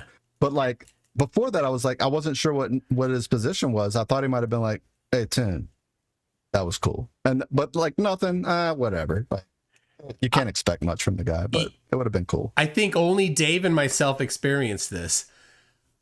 I heard my voice bouncing off of, or echoing off of the mountains. Yeah, really? You can hear it in the not so much bouncing off the mountains, but you can definitely hear how thin the air is while you're outside yelling at him. Okay. So it was like you were in a stadium or something, right? Like maybe you were at the center of the football field instead of an arena. That was it. That was carries. Yeah, definitely. It did sound like it was being bounced off of like little tiny individual LED light bulbs. That could be. Oh, it was just Cold dry air here. I'm sorry, Astrocate, did you mention an expose? Not well. You know what was just crossing my mind was the fact that I never would have guessed a year after the final experiment, Witsit, of all people, is no longer promoting Flat Earth or doing anything. He's gone. Yeah. So, all right, here's what I think. This is gathered from several sources. Okay. So it's pretty clear if you watch his stuff that he was preparing to move.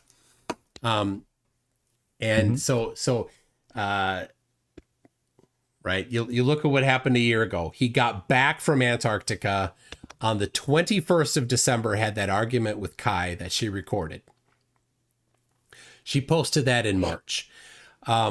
He tried a few things in January. He relaunched the Globebusters channel a week earlier, kind of wrestled it away from Jaren. And then he was only on there for 4 or 5 weeks. And by then he got tired of getting beat down. So he left, and he's not been on Globebusters. Globebusters is 100% turnover in people. And you know, he was not doing much come March. March is when Kai posted that video. And it wasn't much after. My guess is that right around March, April was when Kai left. Just a guess. And then it was him in that house that he lived in. And I looked it up. Zillow has rent there at $3,200. Rent. And the primary moneymaker isn't there. It's just Witsit, who I don't know what he possibly could have been doing for money. But he did do a fundraiser for money, and it probably didn't go well. And I don't think he got all 10,000 he was hoping for. I don't think that Run Boston Bear bailed him out quite enough. And then somewhere around September, October, I think is when he moved. And he hasn't is frozen. Oh, it is. Okay. I'm getting a little. Okay. Yeah, it is. Itchy, Yeah, it is. I can. All right. Can you not hear I me? can see everyone perfectly, but okay. We can hear you. Okay. Well, I'll fix that while talking. So, I think, just guessing, based on a little bit of information, I think he's moved back to Tennessee, where his parents live. And I suspect that is where he's living now. It's not fresh to stream from your parents' house. No, it is Bro. not. And so that's why he has done nothing for 3 months. No videos on his channel for 3 months. So I think that's my guess. That is my guess. He was, and if you recall, the videos that he did prior to leaving were just wacky. Yeah. Like not only the jumping on with the whatever the what was it called, monkey dot app, I think, or whatever, but like even before that he interviewed like a guy that had like he cured his own like diseases by using his thoughts, and I'm not elaborating when I say that. I have the clips. I've got them ready to shoot to you immediately right now if I need them. Like, he's done some really strange. He's taken some really strange interviews. Yeah, and he's got nothing. The really January weird. February timeframe, all of his live streams that he did, not many of them, but everybody in the comments, like, dude, your eyes. What drugs are you on? Yep. Right. Yep. Yes. Absolutely. I mean, but He was constantly doing this with his lips, and like even Max said it a bunch. I think. He's like that guy's on something. Yeah. But let's. I know. I know. There's always the stream from the car. He option. could do I mean, that. Yeah. like this guy right here. That's popular. He likes to do like that. that guy. The guy with the hair. So this is the thing. Will gave Witsit an out. He could have taken it. Jaren did. Jaren got out, and Jaren's like, it's better. Life is better. Witsit didn't. He did not take the out. He doubled down on it, and his ego thought that he could get back in, and somehow after showing that the flat Earth map that everybody believes in couldn't be the place. I mean, he spent that hours. honestly surprised me. I thought for sure he was going to go geocentrism. I thought for sure he was. Yeah, he was lining it up that way. Yeah, I thought for sure that was going to be the move. Well, and He spent you hours and hours on Discord trying to manage the aftermath.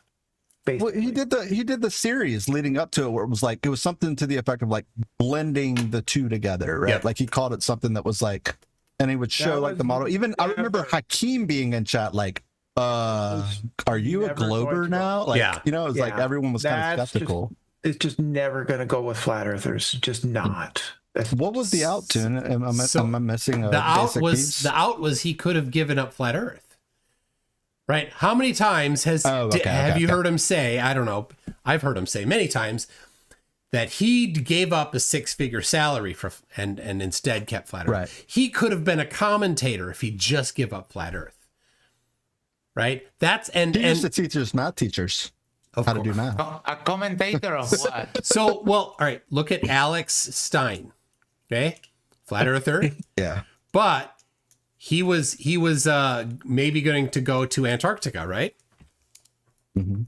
Yeah. Because he thought the Earth was flat. Well, he needed, when rubber hits the road, he needed to make money, so he gave up flat Earth. Said that the Earth is not flat anymore, and got a job working as a commentator. And then argued like a lunatic with FTFE. But he's a comedian, right? He By trade, wasn't he? He's just a showman. That's all he is. But the important thing is Stein did what Witsit could have done. He got out. He gave up flat Earth, and he's moved on to doing other things. And he worked for Charlie Kirk's organization. That's his employer.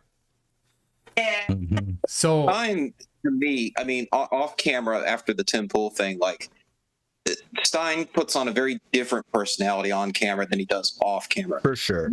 Witsit, not so much. Witsit just takes his personality to, the I'm on speed crack, whatever, on camera, but it's the same guy off camera. And he was continuing to, just have the same kind of arguments with people, hours afterwards off camera. Stein talked to me off camera. Was like, yeah, so what do you do with your telescope? Like, oh, so you look at the space station. Like, he thought that was cool. Like, he had no problems with that. Like, off camera, he was totally cool with it. He didn't think it was fake, whatever. I didn't believe for a minute that Stein truly deeply held these beliefs. Yeah. Witsit, totally different animal. Yeah, that's not drinking the Kool-Aid. Yeah. There's a big difference. So Witsit likes the game. He likes to like try and to maneuver the right. Like he's trying to just say the right things to make people feel a certain way, and he just feels good about them. It's just a weird dynamic, I think. Yeah. Strange individual. So, well, anyway, everything is gone. He's got nothing. Mm-hmm. His kids, his wife, his YouTube, his adoring fans, like everything but his criminal record. I bet his banner is rolled up in a tube somewhere. He's got that, and he's got his grandma's blouse, and that's it. That's all these guys left. I think I have the perfect clip to give you, Toon, for this, because this was what Witte was saying, like right up until the final experiment. I forget exactly when, but give me just a second. I'm getting it over. Sure. Do you think we'll hear from Whitsett again, or is he just going to never resurface? He's a personality that, I don't know, can garner some attention. I was looking at anything from Whitsett recently, including like, because he hangs out on the either Discord thing, nothing for months. Yeah. He has a Slack channel, or Slack channel. No, it's a Telegram. No, what's it called? Anyways, he has stuff. Telegram. Yeah. Thank you. And nothing there too. It hasn't debate Destiny, like and some politics or something. Like the only thing I can find is a post that was like a few months ago about going to like TrutherCon. Mm-hmm. So he's with still Weiss. Wasn't that the thing that he went to when he got the Moscow Mule for David Weiss when he was yelling at Victor? Yeah, he was there. He was at that. Oh, that was golden. Hey, well, welcome. Good morning and good wherever you are. Wow, Cece. What an honor. Wait a second. So I thought I'd do this, but then I thought, well, then I could do Synthetic Warrior at the same time. So I mean, I could take your pick. It's a very flexible outfit. What's up, Dan? Well, you need the plastic gloves and the rubber hose in the background for Synthetic Warrior, and a pepper mill. A pepper mill. Oh. Yeah, the pepper mill's a funny story. So Toon, just want to let you know that we'll be doing end of year awards on the Unfornicated channel that we're calling the Humblies. Oh. Right. Oh, yes. I've been working with CMS, and he wrote an intro and did a video for me. And you are going to love the visual cameo that Whitsett plays in that. All right. Oh, okay. He's so humble. Speaking of that, TDDS here has contacted me to assist in the top left. Yes. So. Oh, yes. Gonna be a good time. That time of year. Oh my God. Yeah, it's getting there. It's another year. Yes. It feels like almost yesterday I opened up the school for super smart people. I mean, I can't even process the amount of cope that I've experienced since the top left. So, Tuna, I have a question, though. Like, who do we nominate for this ILS experiment? Do we nominate Stone or do we nominate Kevin? I don't know. Because I have a participation award for Kevin. Yeah, okay. You did it. Oh, that's so cute. I like that, Dan. He'll love it. You know what? He'll love it. I'll have to show you the category awards. I have to go get those, but I do have the category awards for the 6 categories that we're giving away from, and then we have a grand prize award. Big trophies that I'm happy to mail out if they want me to. Oh, that's amazing. Oh God, Well, there's not a lot of people to choose from anymore. Well, I mean, it depends on the categories, though, Brenda, because we're talking about like best use of crayon outside of eating it for like the world's worst diagram. Okay, so we have Latter-day Saints is out of that one. So we have Angels of Weiss in his flying diagram, where he zooms out and like totally falls flat on his face. We have Ficatzoid's Radar Horizon one, which he used in paint. That was I put that on my fridge, to be perfectly honest with you. And then we have let's see, who else did some really, really bad drawings? Have you ever seen Demok's drawings, Dan? No. Oh my God, he draws? Yes, he does. Yes, he does. Max knows. But Demok is in a running for an award too for the power of nuh-uh. Basically saying nuh-uh in the face of overwhelming evidence for when he had an hour and a half long conversation with Reds on Max's channel. Yep. Believe it or not, it's a habit. He loves that word. That's fantastic, Dan. I love it. I love the idea. Is the grand award? I mean, you've got it titled Humblies. Does it have anything to do with Humble Daddy himself. No. So the grand prize is the most underachieved for 2025. No. So the grand prize. Oh, somebody echoing. Jack Fetter, I Chirper. think.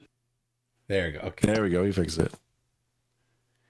I didn't hear one chirp the whole time. He must have it's not been on long enough. Oh, hold on, I'll be right back. Oh God. Do you know the joke about the chirp tune? I know that we've said it. I do. It was his smoke detector. Sure. Yeah, he just does it to stick it to us now. He doesn't care. He's doing it because it's memeable.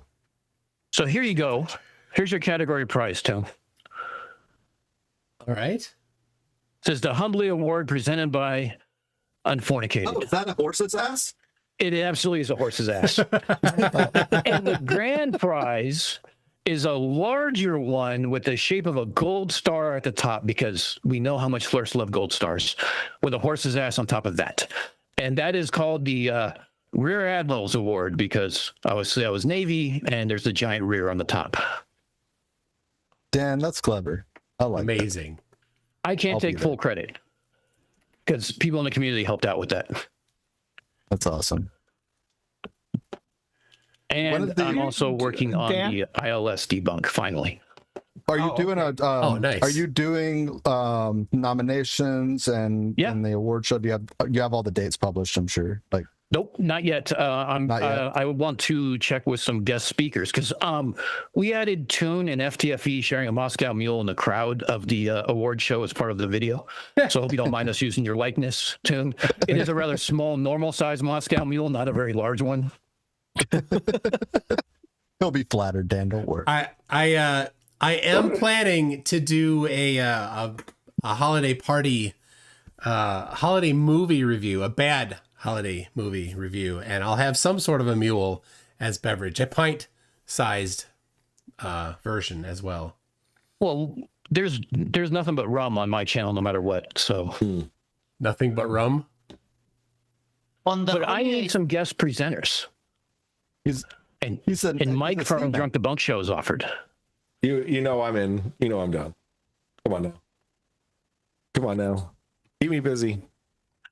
I can offer too. And Toon, remember last year in the holiday stream, I started with FTFE and then I came here and the whole Facazzoid thing happened while we were hanging out here. That was the never-ending stream. Yeah. We had that. What was Nemo was in there too, right? Do you remember that was the day that Max got his hacker certification? We actually talked about it on his last stream. Yeah. He finally got his hacker certification before he got on that stream, so that he could actually reverse engineer Facazzoid's email address. Oh yeah. It was quite funny. That was the first time I've ever had like a rumor actually be started about me, so it tickled. Tickled where it matters. Hey, Toon, there is some other Flurf news that you might not have heard. Okay. Are you aware that the Joe Hanvey Magic Tupperware is for sale? I have heard that. Yes. It's in Arkansas. Jack. And see, Jack. And you can't find anything that he doesn't know. I was already. about to say, Brenda, listen, I'm on your side. I was about to say, Brenda told me about it. I know Brenda didn't tell me about it, but I was about to give you credit for it, Brenda. Oh, you gotta let it play out next time, Brenda. I thought it might be fitting, though, that we all chip in and buy it and paint the Northern Hemisphere on it. That'd be amazing. I like it. That's a good point. So Joe is selling. I know Nathan is selling a Joe Hanvey Tupperware top. Yes, that's the one he's talking about. It is the one. Okay. He's also selling USB sticks, so all those who are willing to roll the dice and plug it into their computer, it is the fully formatted, full of copyright material for you to plug into your computer with no scanning allowed. I'll say this right now. I'll give $100 super chat to whoever plugs that in their computer. I will do it. I will do it. Because you know how the air, you got an air gap. That's it. Yeah, I have an air gap to one too. That's exactly what I would do. Yeah, you have to air gap the PC to begin with. Yes. I'll put it right on my laptop. It gives me any listen, all right, don't even do it. It's just nonsense. All right, you're just gonna look at nonsense for a half hour. But it has and be like, all "Why did of I-" Nathan Thompson's presentations and his public appearances. I mean, okay. who Oh wouldn't my want goodness. All of his IP. Yeah. It's so funny that he's grifting like it's such a weird way on All tinfoil right, sombrero. where is he selling this and how can I buy it? You gotta send an email. Don't anybody As a matter of outbid fact- me. Who was it that said that the other night, Mike? I think was it on your stream No, it or was on me. Max's? No, it was Okay. me. Someone Yeah, said that they paid for shipping and it was like $200 or $300, and I think they. Oh, yeah, that was Jared. Jared mentioned it. Oh, he was what? holding it for him He had possession for a while. before he went to Antarctica. Why do I do that? But before he went to Antarctica, he was holding on to Hanvy's model for some reason. Allegedly, we didn't really get into it, but like he was like he had it in a storage because Hanvy needed to like, oh, this is what it was. Hanvy needed him to figure out how the sun worked. To Nathan? No, to Jaren. To Jaren. Jaren. Before the whole trip and everything. Oh my gosh. Oh my god. I told you. So he you're talked saying for the like 3 hours. superfluid That was wasn't one of the cutting it? things that- No, that was a funny thing. I forgot about that. Yeah, he was just. I was like, "Why did you have it?" Like, yeah, Max might have asked him, but it was like, yeah, just holding on to it. He wanted me to figure out how the sun could work because he was like, he was having problems. I mean, I've already got one. Hold on a second. It was too funny. All right, he's gone. Party time. We're gonna take over the channel. Party.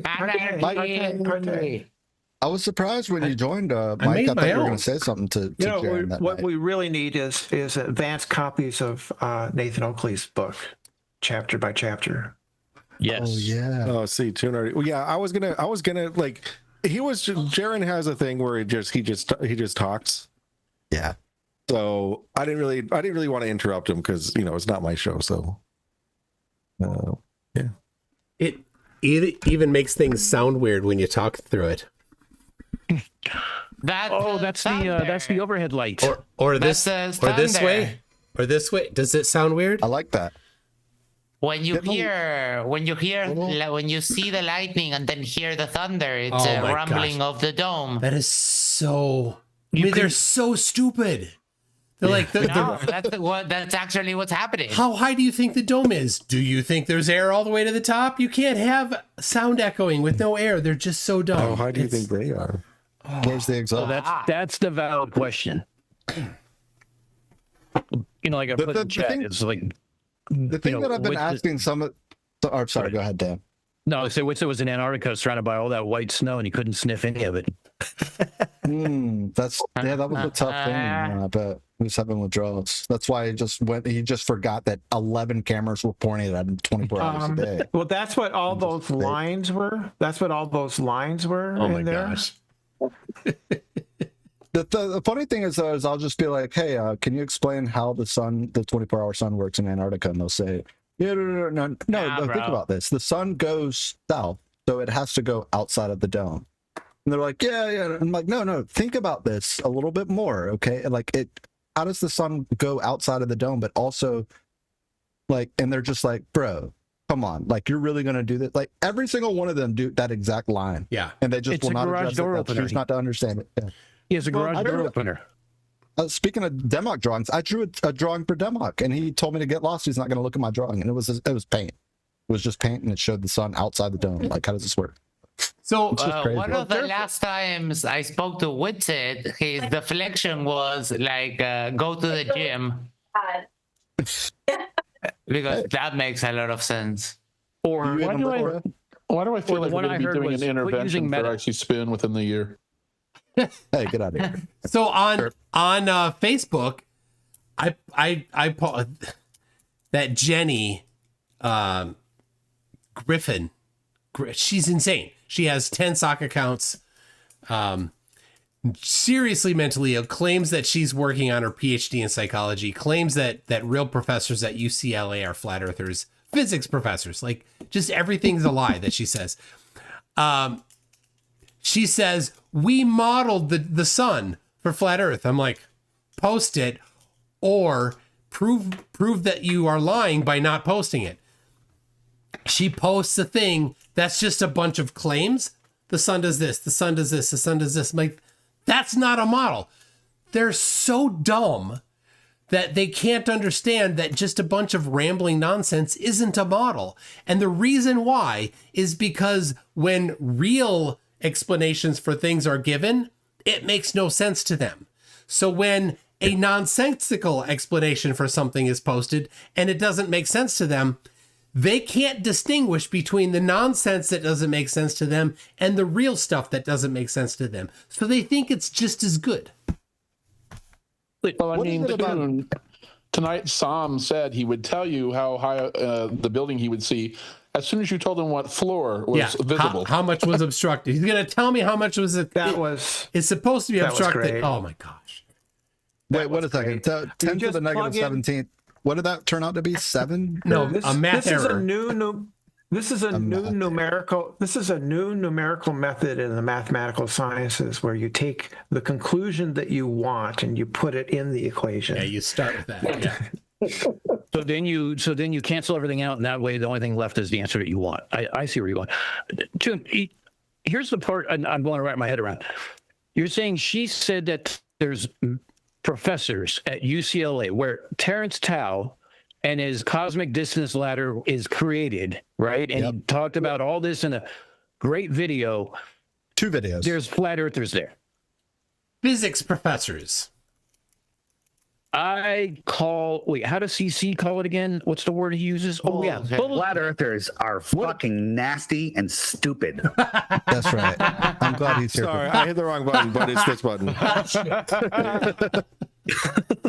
What is it about Eric Dubé's voice that's believable? Does anyone have any comments? Nothing. How does he get people to just hook, line, and sinker?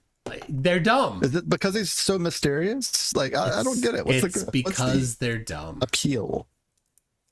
Is it the name? Dubé. Sounds so Rico Suave or something. It sounds like I'm done. Their absent father reading them a bedtime story. Oh my gosh. It's definitely a fairy tale. Savage. Who's got a forever nose that needs to be blown? He's still out to getting smokes. He'll be back. Yeah, right. Any day now. He's on vacation, honey. He'll be back. Okay, hold on. I gotta read some things. Laura's Luminous Pooh says someone mentioned my emission. Nobody mentioned your emission, Lord Luminous Pooh. Oh my gosh. Lord Luminous Pooh says, when I mentioned to come. Wink. No. Jack Vetter. Hey, Jack Vetter's here. I know that Jack guy. Vetter says everyone, especially Mikey, should watch this, and a link to a 13-minute video. A spectacular video. The biggest telescope has an impossible problem. I haven't seen that. It explains the optics of it not being a CCD problem, it being a lens problem. It explains everything from an iPhone taking a picture of a star, what you would see, and why even the largest telescopes can't take a picture, say, of the flag on the moon. It's 20 minutes of pure genius. It really is. Wow. All right. I have it queued up. Thank you. How long Jack of a video is it? He's never sent a bad video. As much as we pick on each other, it always comes through. But if you watch a video that he sends, do you also hear the smoke detector chirping? Yes. In fact, when he did the Mikey one, This is not my video. Whale panties. Who needs to start asking the tough questions during debates? Like, if the Earth is flat and stationary plane with the sun 26.9 degrees, why did your mother drink while pregnant with you? Oh. Oh. Oh my gosh. That reminds me of the weird thing they do with like 90 degrees. They subtract the 23.4 to make it 66. Like, come on, guys, give it a rest. Why? Yeah, they subtract it from the equator, not from the actual. Yeah. I just want to know the proper formula to convert centimeters to degrees. Well, and no one tells us there's a formula for the obliquity of the ecliptic, and it's not fixed. It changes over time. All right. go on. How many meters are in a centimeter or whatever? What was it that Oakley failed on and fell just right into the pavement?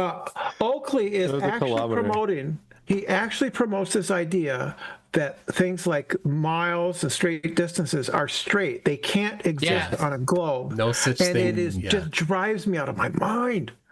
Then how does the circumference work? It doesn't. Surrounded by a brigade of microphones. No, miles are flat, bro. Miles are flat. Everything's flat.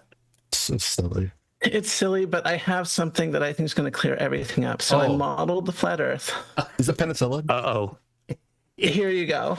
There we go. Flat Earth model right here. Wait. Kate. Model has 2 L's. It all makes sense now.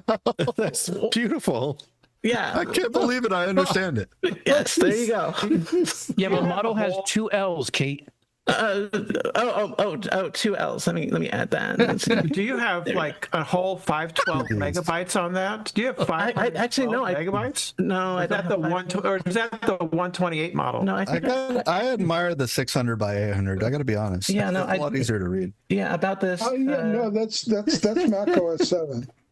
Yeah, there's a way. This is like 4-bit. It's not even 8-bit graphics. We're at 4-bit now. No, this is. I'm confused though. Is that to scale? Yes. Yeah, it is. Yeah.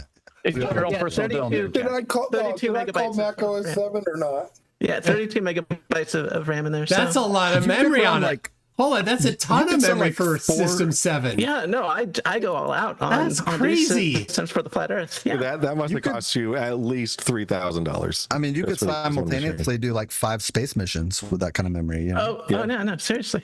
Yeah. That Mac OS 7 was the first version to do virtual memory. Yeah, it has virtual memory and multitasking. This is something that the Globies haven't caught on yet. Hold on, it's just cooperative multitasking. It's not preemptive. Not to Steve Jobs, okay? Steve Jobs will make it the next ice cream flavor. One of my coworkers had a screenshot of an alert from an early release of Mac OS 7 that said, application such and such could not be run because it requires N bytes of memory and you only have M bytes available, and M was larger than N. Yeah, no, it didn't take fragmentation into account yet, right? That's like flat Earth math. It was awesome. Oh, why did you color the guy yellow, Astrocade? Why did you color the? Because that's one of my favorite colors. I'm kidding. That's one of my favorite colors. Has anyone seen Billy Madison, where he like colors the duck blue? It's like, I want to see a blue duck. Look, Billy peed his pants. Ain't cool to pee your pants. Exactly. I love that. Yeah, that's a good movie. Man, I used Photoshop on that version of macOS. There you go. That was totally. I remember Did you make any drawings that were that good? I know it wasn't that good. They already had Photoshop for like 60 or 70 years by that point. No, I see spin. We just got rid of Mac 7 like last year. Oh, who did? See, that was back when they had instruction books on how to do a drop shadow. Yes. Anyone who thinks the military uses cutting edge things, I hate to break it to you. The answer to that is no. They're just the scapegoat for flat Earth. Yeah, that was my exact same thing. Like when I was working at a government agency, which rhymes with PASA, like there were like servers running these like huge, government things, and they were running like, what was it, like Solaris OS? And I'm sure you had a room with an AS400 somewhere in the back. I'm sure it was a nightmare, but the government doesn't let anything go to waste. It's all taxpayer money. The only difference is that there's no special technology that the government has. The only difference is that we can afford, if you're in the government, you can afford like a nuclear submarine. But it's not the like batch running XP. Yes, running today. XP. Yes. Okay. So let me give you guys a really quick demonstration. We had teletype machines that worked at BODs. The paper were on giant rolls. So when you got near the end of the roll, the papers would wind up on themselves. So we decided to take that and put it into a PC. This is 1996 circa, okay? we found a 286 Pentium that was being thrown out in a closet somewhere in Hawaii and a monochrome monitor, and patched it in and saved everything a 3.5-inch disc. And the intel officer thought it was the greatest thing since sliced bread because he didn't have to fight the paper anymore. And this is 1996. I remember the printers that would go. Oh, no. Every time we get to like the end of one little hole, and it would just. No, I see. It goes like this. It goes one letter, goes back. Another letter goes back. One. It's not like a dot matrix where it just keeps going. Teletype is one letter and back. Oh, 75 baud is what that thing was. And modern operating systems are still backwards compatible with teletype for some reason. Yeah, so if you're running use macOS, except Windows. Yeah, I use TAR every day. TAR stands for Tape Archive. Yep. Meanwhile, did you guys know that technology hasn't changed for like hundreds of years? Like, have you heard this?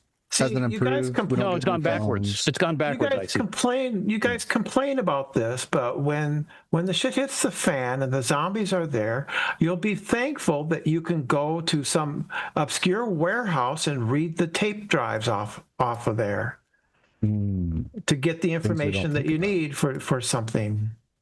That was actually a really big issue in the early days of computing, especially when the 1980s rolled around. We had all these different file formats for everything from like CAD to, your Excel spreadsheets or whatever they used at the time, Lotus 123, I don't know.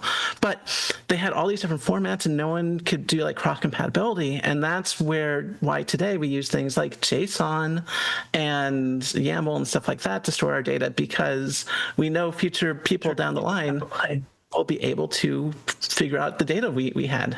So, well, because we can always go backwards.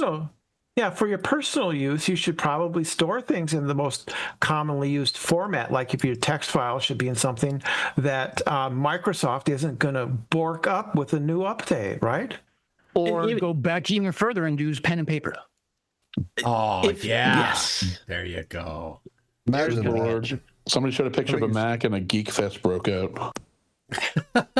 Wait, hold on. Toon, let me show you the actual computer that we had that we worked on for. Now, this did all our SIGINT communications. Let me share this. Find the right screen. Stone tablet and chisel. Yes, it's this. It's called a Yuck 20.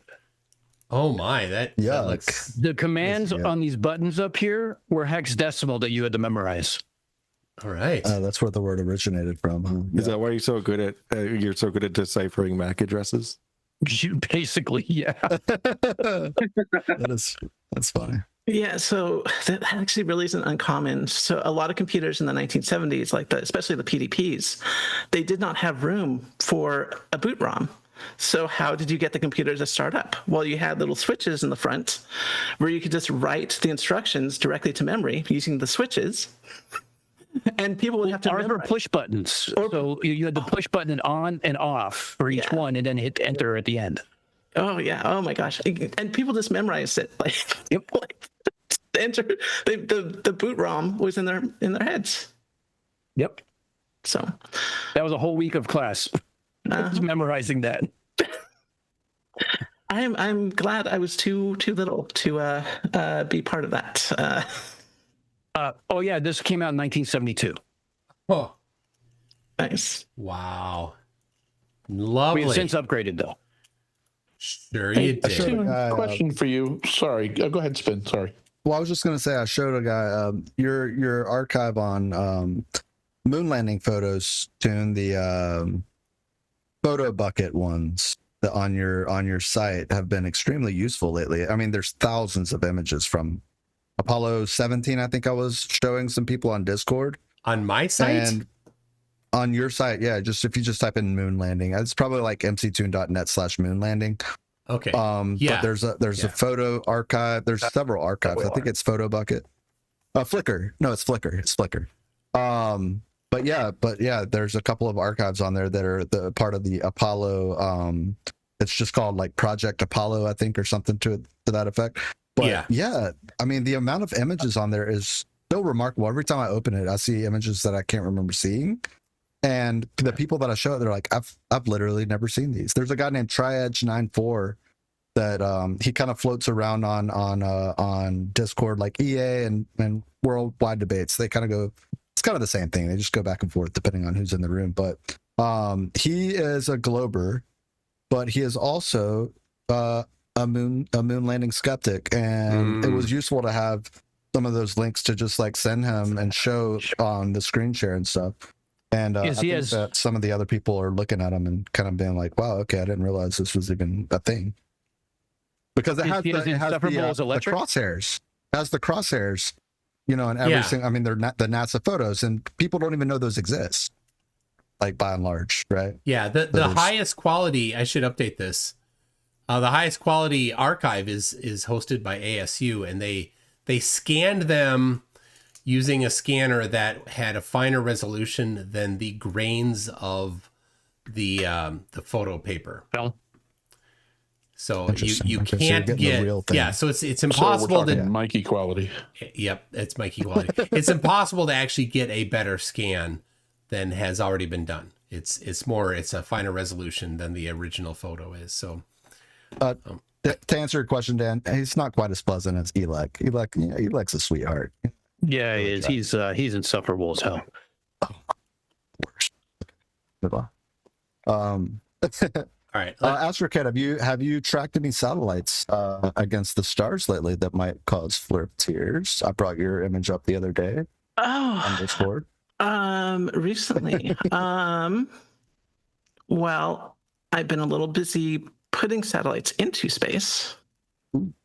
That's cool. Yeah. She personally. It's really interesting how you would do that, Astrocade, since satellites don't exist. Personally delivers them. Finger quotes. Yeah. Who is it? Atlas 5 just launched some for you, right? I think Atlas 5 just had a launch for some Amazon sites. I don't know what this Amazon thing is. Oh, right. Yep. Yeah. Someone in chat earlier asked about a 3i Atlas. Have you? Oh yeah. Taken any images of that, or Astronomy Live? Have you guys taken a peek at that?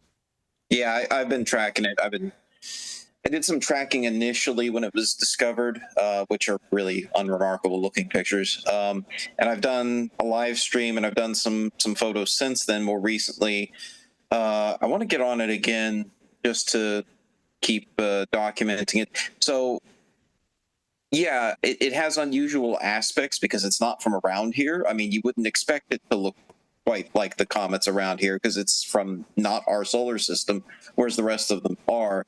But it's not exactly the first comet that's had an anti-tail or any of these sort of morphological characteristics that it has. And this is the thing that confuses a lot of people is most people, when they think comet, they think of Hale-Bopp. They think of, something that is visually impressive, that has a very obvious big tail and coma to it. And so I always refer people back to the comet I discovered back in 2016, P2016 J3, which is now known as 414P stereo, because it doesn't have a noticeable tail in most pictures taken of it, including by me. It's just a coma. It's just this big ball of green gas around a nucleus, and it doesn't have a detectable tail. And so, because I keep hearing this mantra, no tail, no comet, no tail, no comet. If it doesn't have a tail, it's not a comet. No, that's not true at all. There's tons of comets that don't have detectable tails to most telescopes.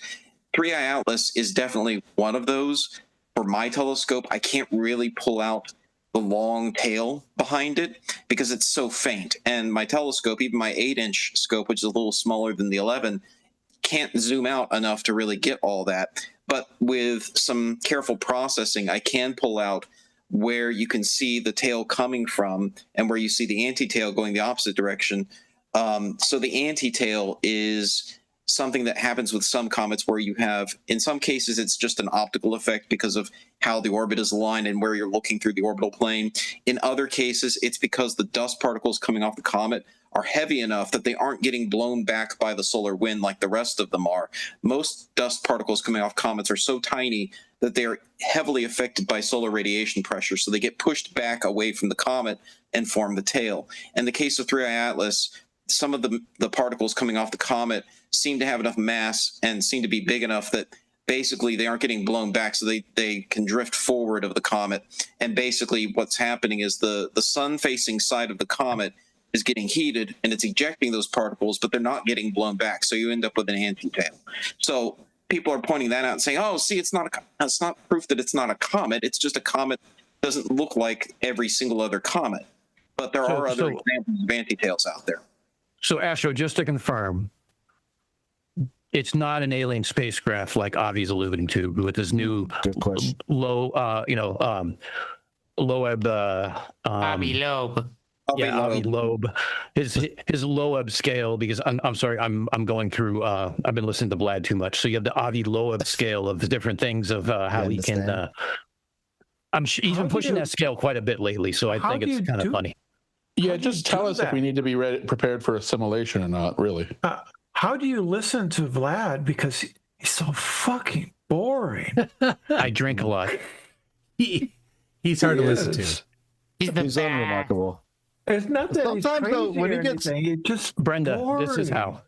Listen, Brenda, you were a part of one of the greatest Vlad moments that I've ever witnessed in my entire. Which one was that? That was the Roger that. Well, it wasn't a. Well, I mean, let's be honest, Brenda. It's not great sometimes in flat Earth circles when your name gets brought up, right? Like, it's, I know. It's not something I'm extremely proud of. But you were a part of the meltdown that I've never seen and never do existed, where he told Roger that those are my kids. I would fill her up with 93 gasoline. Like, the dude went off the remember that. I don't remember. Oh my goodness gracious. Mike, you remember? I remember. Pepper Charred remembers. Every now and then, Vlad will deliver on some unhinged ranting, but for the most part, he's just an angry guy. Yeah, he can talk for 6 hours about some old goddamn building or something. Yes. When he gets worked up, that's good. All right, let me. Yeah. I gotta catch up on a few of these super chats, and I'm gonna have to wrap in a little bit here, but let me catch up on these first here. Evil Producer 1 says it's from the same place as Eccentrica Galumbits, the triple-breasted whore of Erotica 6. I don't know what the heck we were talking about then. Sounds amazing. Nick Yan says, fun fact, more people are killed by toasters than sharks. In fact, most sharks have never even used a toaster. iSolder74 says, I've been out of the hospital for a week now. That's good. Hope you're feeling good, dude. Why was iSolder in the hospital? I forget. I don't know. Astronomy Live, we're counting on you to tell us. I guess he was. Oh, I don't know. Speaking I do have to go here. My phone battery is dying, so I'll wave you all a good night and thank you. As long as you're going tomorrow night, are you going to be there Astronomy Live with Reds? I'll be there with Reds tomorrow night. Yeah, I cannot. But anyway, tomorrow night, Reds is hosting a thing on one of the people that the Flerps accuse of being one of the doppelgangers of the Challenger shuttle disaster has actually died, and they are being horrible, despicable, awful people, as is what flat earthers do to the family and the memory of this guy. So Reds is doing something on that. So go chat before we get out of here. Yeah, perfect. Thank you. Pop in tomorrow. I initially was hoping I could make it, but I've got a conflict. So anyway, Astronomy Live, thanks for coming. Later, dude. See you tomorrow night. See you tomorrow, man. Bye. Evil Hey, Drunk Debunk, you're up kind of late tonight, aren't you? Don't you have to get up in like 4 metric hours? No, it's almost 11. So I figured, he's going to wrap up soon. Yeah. So He's got 7 more minutes before he turns into a pumpkin. It's 11 Imperial. Yeah, I don't even know if my work is going to want me to come in tomorrow. So I don't, because my daughter has strep and my son has the flu. So like, do they want me around? Yeah. And you're in a Zoom call with the rest of us. Perfect. Yeah. Now we're all gonna get sick. Dang it. I did not need to get sick. Thanks a lot, buddy. Yeah, you're welcome. Evil Producer I'm 1 taking it all says, with me. Fleet Farm actually started in Marshfield, Wisconsin, about 30 miles south of me. Where is Marshfield? And I thought for sure Fleet Farm started in Brainerd, because that's where the big headquarters are. But Anyway, I think it's South Central somewhere. Did you get your driveway shoveled there? Yes. While I was away for a week, I hired a nearby neighbor to do it. Somebody that just does, that's what he does. So he does it. I'm like, I walked over, he wasn't home.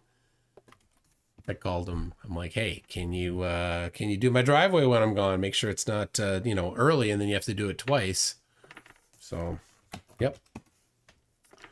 All right. Marshfield, Wisconsin. Come on, load it up.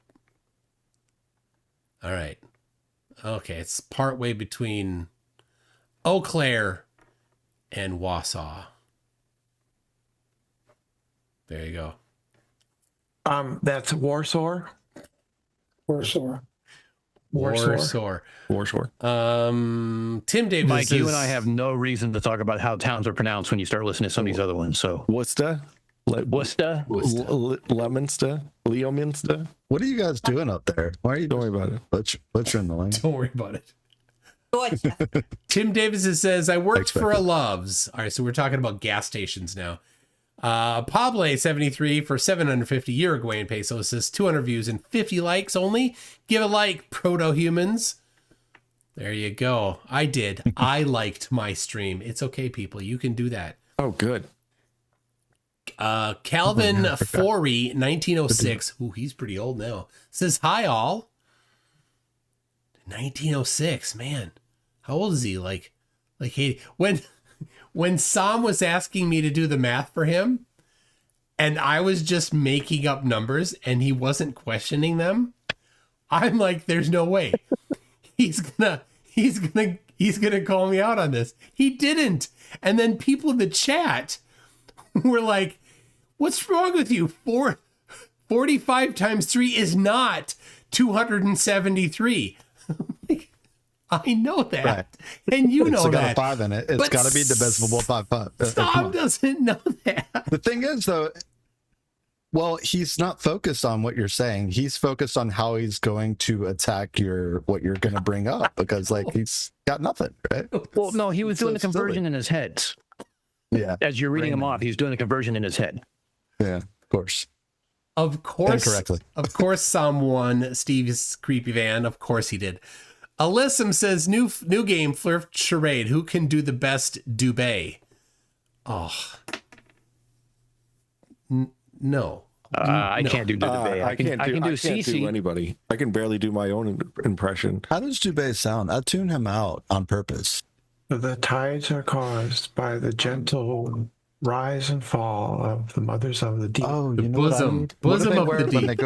When they jump in the pool, right? They get the Olympic nose pictures, and then you can pull up. Yeah. All you got to do is squeeze your nose. The flat Earth was designed by everyone that you trust. Something like that. I have an actual question that just popped into my head. I'm sorry.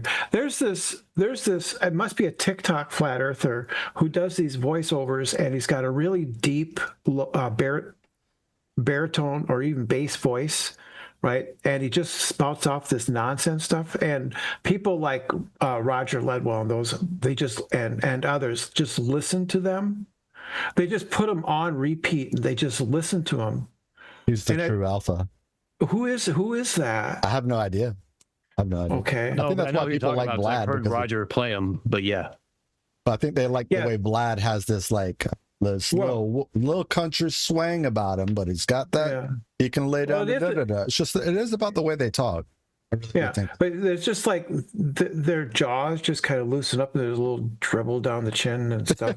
They're listening. I can see that. Yeah. Let's see. What's the difference between 3 wieners and a joke? Witsit can't take a joke. Wow. That is remarkable. How did ChatGPT come up with that? That is crazy. Jack Peters' poor Witsman. Apparently, preaching flat earth and hitting on underage girls isn't the panty dropper one would think. Yeah, I threw it a light. That was good, Jack. Not when they're telling him that he's old. And he's going to be dead soon. It's so good. iSolder74 says, makes you wonder if the job ever existed. What job is that? What were we talking about? The one which it had, the 6-figure one. Oh, the scrubbing yes. the toilets in Yes, of Antarctica or course something. not. Whatever it's gonna be. Nick Yan says, I had to take the battery out of my carbon monoxide detector. The noise it was making me tired and giving me a headache. So, real quick, like, you guys have what's the closest ski resort to like where you're at? Like, is there a place to go into the mountains anywhere around Wait, you? Here? I mean, Minnesota? anywhere. Yeah, There's like How do you get hills, there? not mountains, but yeah. The mountains. I know it's the Appalachians. There's Mountains. Mount Normandale. There's Buck Hill. There's Mount Cato down in Mankato. There's Wild Mountain, but none of them are mountains. Oh, Spirit Mountain, not a mountain. So, I'm thinking So you're like saying they so should be called hills. I lived in Colorado for 9 years, and you go to the mountain, you go to a resort, right? And it's like there's a certain type of person that works there, right? They're the travelers, right? They work there, and then they go to like I don't know, they go to Russia or something when it's like the off season or whatever. They travel, they do this for a living. They're ripped, they're built, right? Is that the type of person like that's in Antarctica and that's traveling to the Arctic? Like they're like fit, they know they've got good routines, they've like got like, you know what I'm talking about, like those kind of mountain brat type people, right? They're and Roger Ledwell fits the criteria to almost every single checkbox, right? Like that was kind of what I was getting at. It's just like that was a long trip to get there. Oh my gosh! I don't even think he understands what he's. But so I see spin, and we have an affectionate term for climbers who do that, who just like live out of a van and they go to like Yosemite and live in one of the parking spaces, stuff like that. They're affectionately called dirt bags, and they wear that as pride. Yeah, I got you. Well, I mean, it's a lifestyle, and like, it's something to be proud of in that arena. I mean, if I didn't have a kid, I'd consider it. Yeah, I wouldn't mind being young and in shape to do that. I mean, I don't think I would do that, but I would. I'm not climbing Yosemite anytime soon, that's for sure. Dan only would do it solo. No gear. Just right there. That's how Dan, have you seen that's the how guy Dan that dresses rolls. dresses up as a grandpa and he just like absolutely scales the wall? Dan knows who I'm talking about, right? Yeah. He's a Norwegian climber, Matthias. Yep. That's a funny video. Midbow? Is that the guy? Midbow? Yeah. I like watching. See, the old man surprised you, Spin, didn't he? You got me, Jack. I got nothing. All right. iSolder74 says brown recluse bite. I remember now. Lost most of my back. Oh my goodness. Terrible. It's a Rubik says 33 months of NASA shield money Illuminati confirmed. Thank you, Rubik's. I got my Rubik's You've been in her living room. Christmas tree right here. There you go. Hello. It's so That's simple. cool. It's a 1x1x3, so it's actually kind of difficult to mix it up. Wow, that's one I could even do. No, I don't. I don't know if that's the case. The 2x2 ones, I couldn't figure them out. That was a funny There we go. response. There it is. I got the one that Rubik's gave me. I still haven't solved. You can see through it, sort of. All right. We got Tim Davidson says, I'm a model. They call me Before. That's an honor. And then Tim Wearing it with a badge again of says, it's been so long. All I get is anti-tail. Self-burn, those are rare. Yeah. Anti-tail. I think he's referring to his love life. Yeah. They call tail, Yeah, I got the opposite. Nice. Sorry, I've not solved it. It's mostly just been sitting on my desk, Rubik's, so I haven't worked on that yet. Yes. And Hey, Spin, or I'm sorry, Toon, question for you. Yeah. I'm just going to send you email, but since we're both in the same place at the same time, I've only been doing this like a year, but I'm seeing videos of yours that are like 5+ years old. Have you ever thought about doing a Where Are They Now from some of the biggest old-time flirts? The biggest old-time flirts are either dead or still flirts. So, yeah. Well, who's the guy that was the king, the painter or something like that? But are any popular still? The painter? Matt Power himself. You got Matthew Power. That's the one I'm thinking of. He's gone quiet.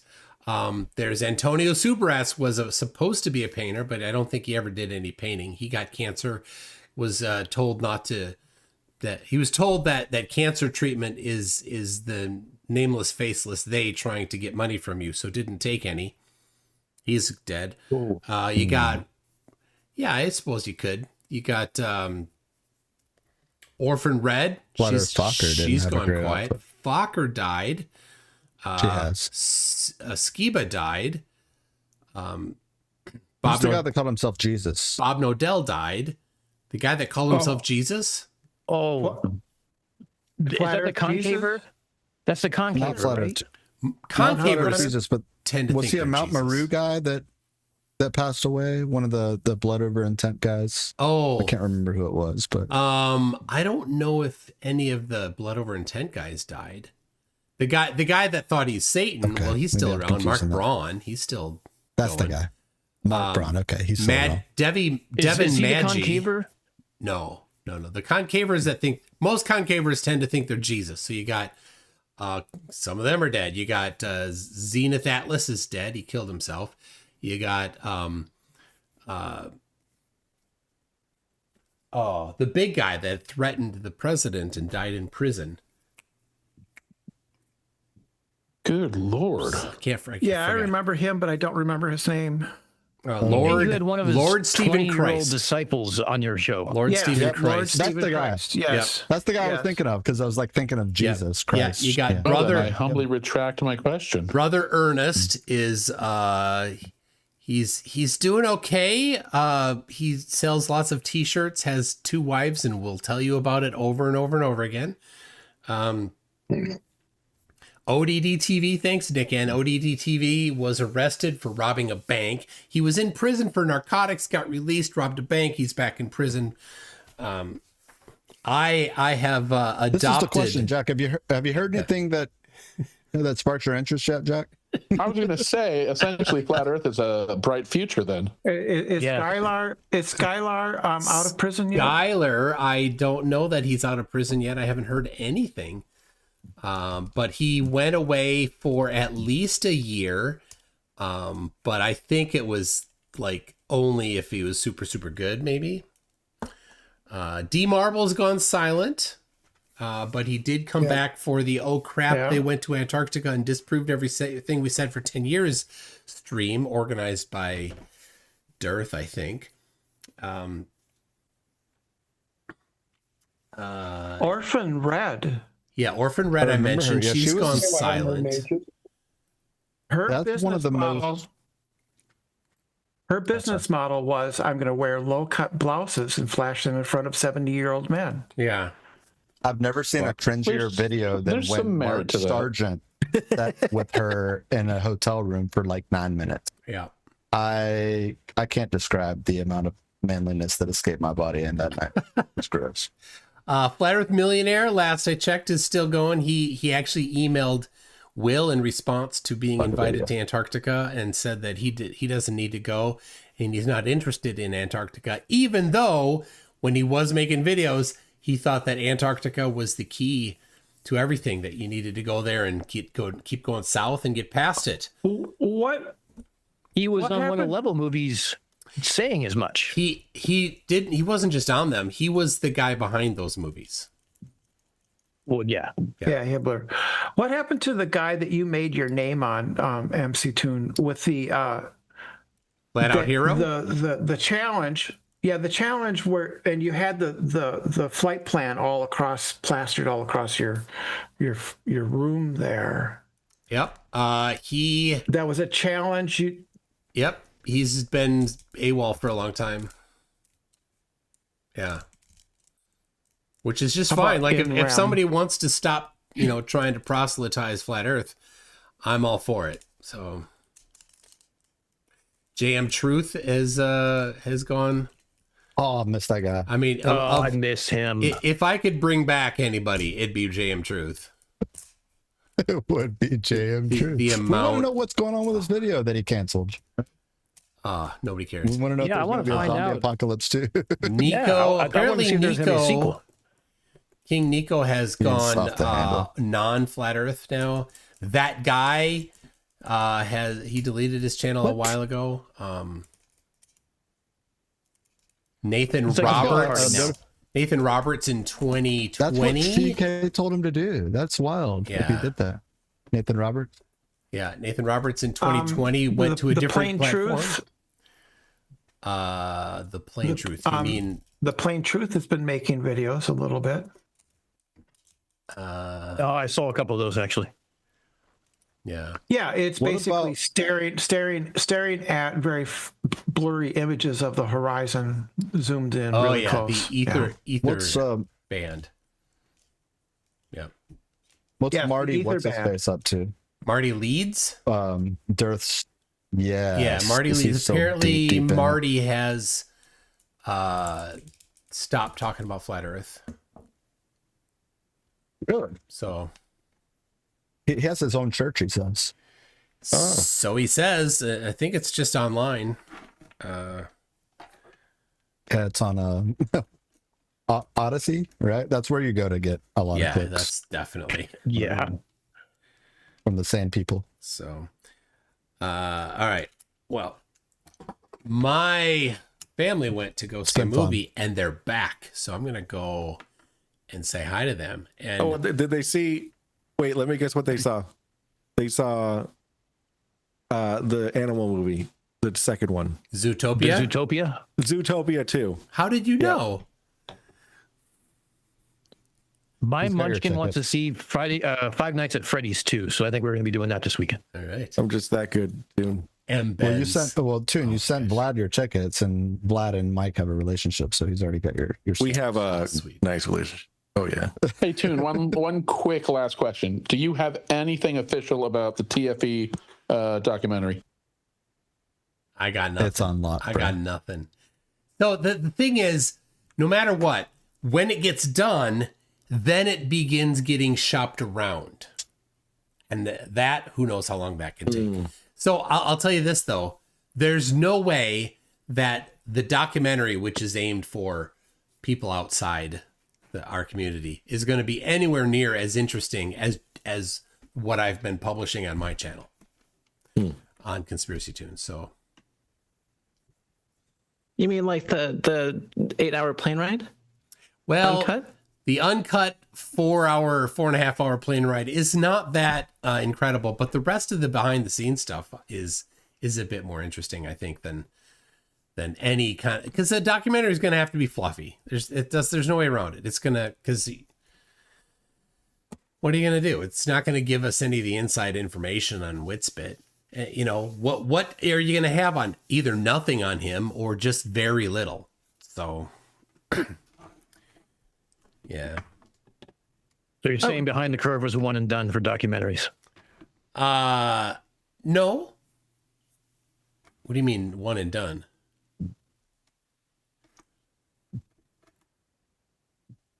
He means that. Meaning Behind the Curve was the only one that was the first one out, so therefore that was like one and done. Nothing else is gonna grab anyone else's attention. Well, I mean, it's not going to be. I mean, it's not going to be made for us.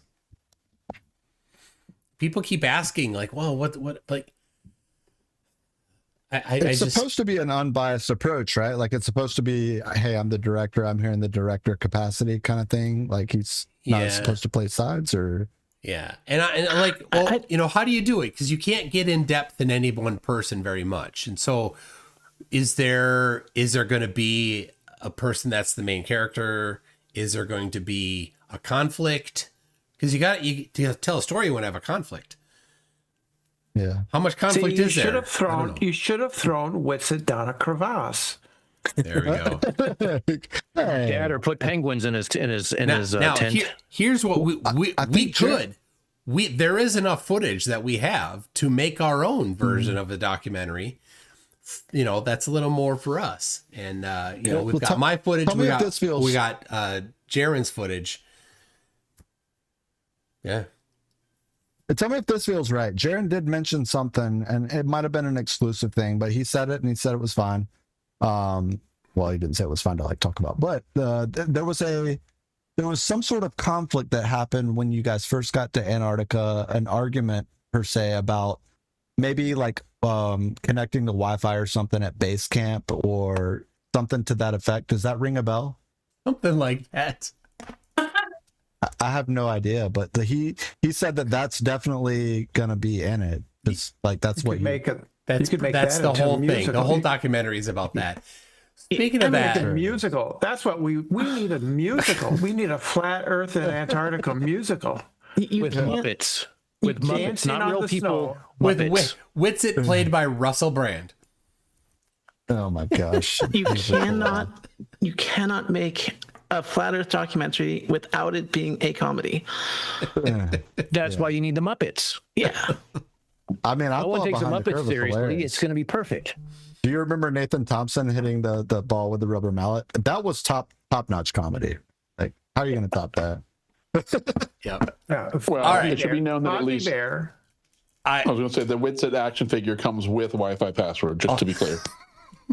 Speaking of that, Elmo meets Witsit. That is our outro. So everybody, thank you for coming along. Be sure to check out the premiere tomorrow, 8 a.m. Central Time on Conspiracy Tunes, and we'll see you next week. Bye, everybody. Duffy's gonna do a stream at 12. He's gonna do a stream at 2 a.m. Thanks. And it's like Critical thinks over there on his computer, McKeegan's on his computer. Everyone's got the Wi-Fi password, but they like refuse to give the flat earthers the Wi-Fi password. And that was the case for like 18 hours. Like they set up that Starlink. The Globers had a plan, whispering secrets about Wi-Fi all across the land. Mark had the password, Duffy had it too. They told me wait a while, but man, that ain't true. Oh, I cried 18 hours, left me out in the cold. But I had that Wi-Fi quicker than I told. Trying to get your pity, spinning tails in my blues. But deep down you all know I'm stretching the truth. MCToon streamed at 2. Critical think on his screen. McKeegan's on the Wi-Fi, living the bandwidth dream. They said they'd limit it to keep their streams alive. But 1.5 hours in, I was online and thriving. Oh, I cried 18 hours, left me out in the cold. But I had that Wi-Fi quicker than I told. Trying to get your pity, spinning tails in my blues. But deep down you all know I'm stretching the truth.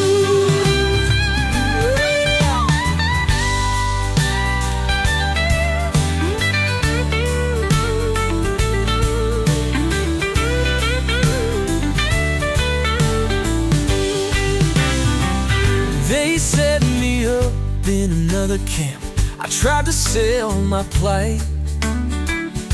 7, maybe 8 hours, yeah, I twisted it alright. But Mark was cool, he slipped me the code so fast. Now I'm here singing lies, hoping your pity will last.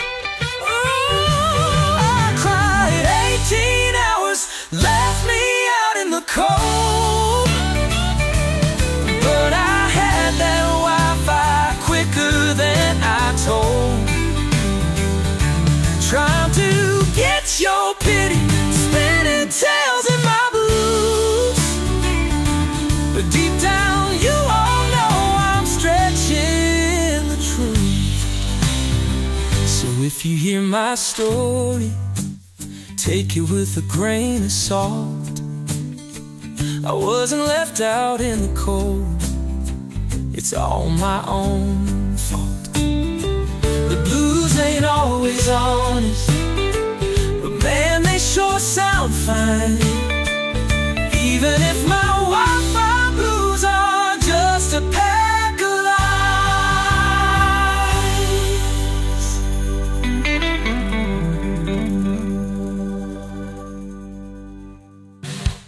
And that was the case for like 18 hours. Like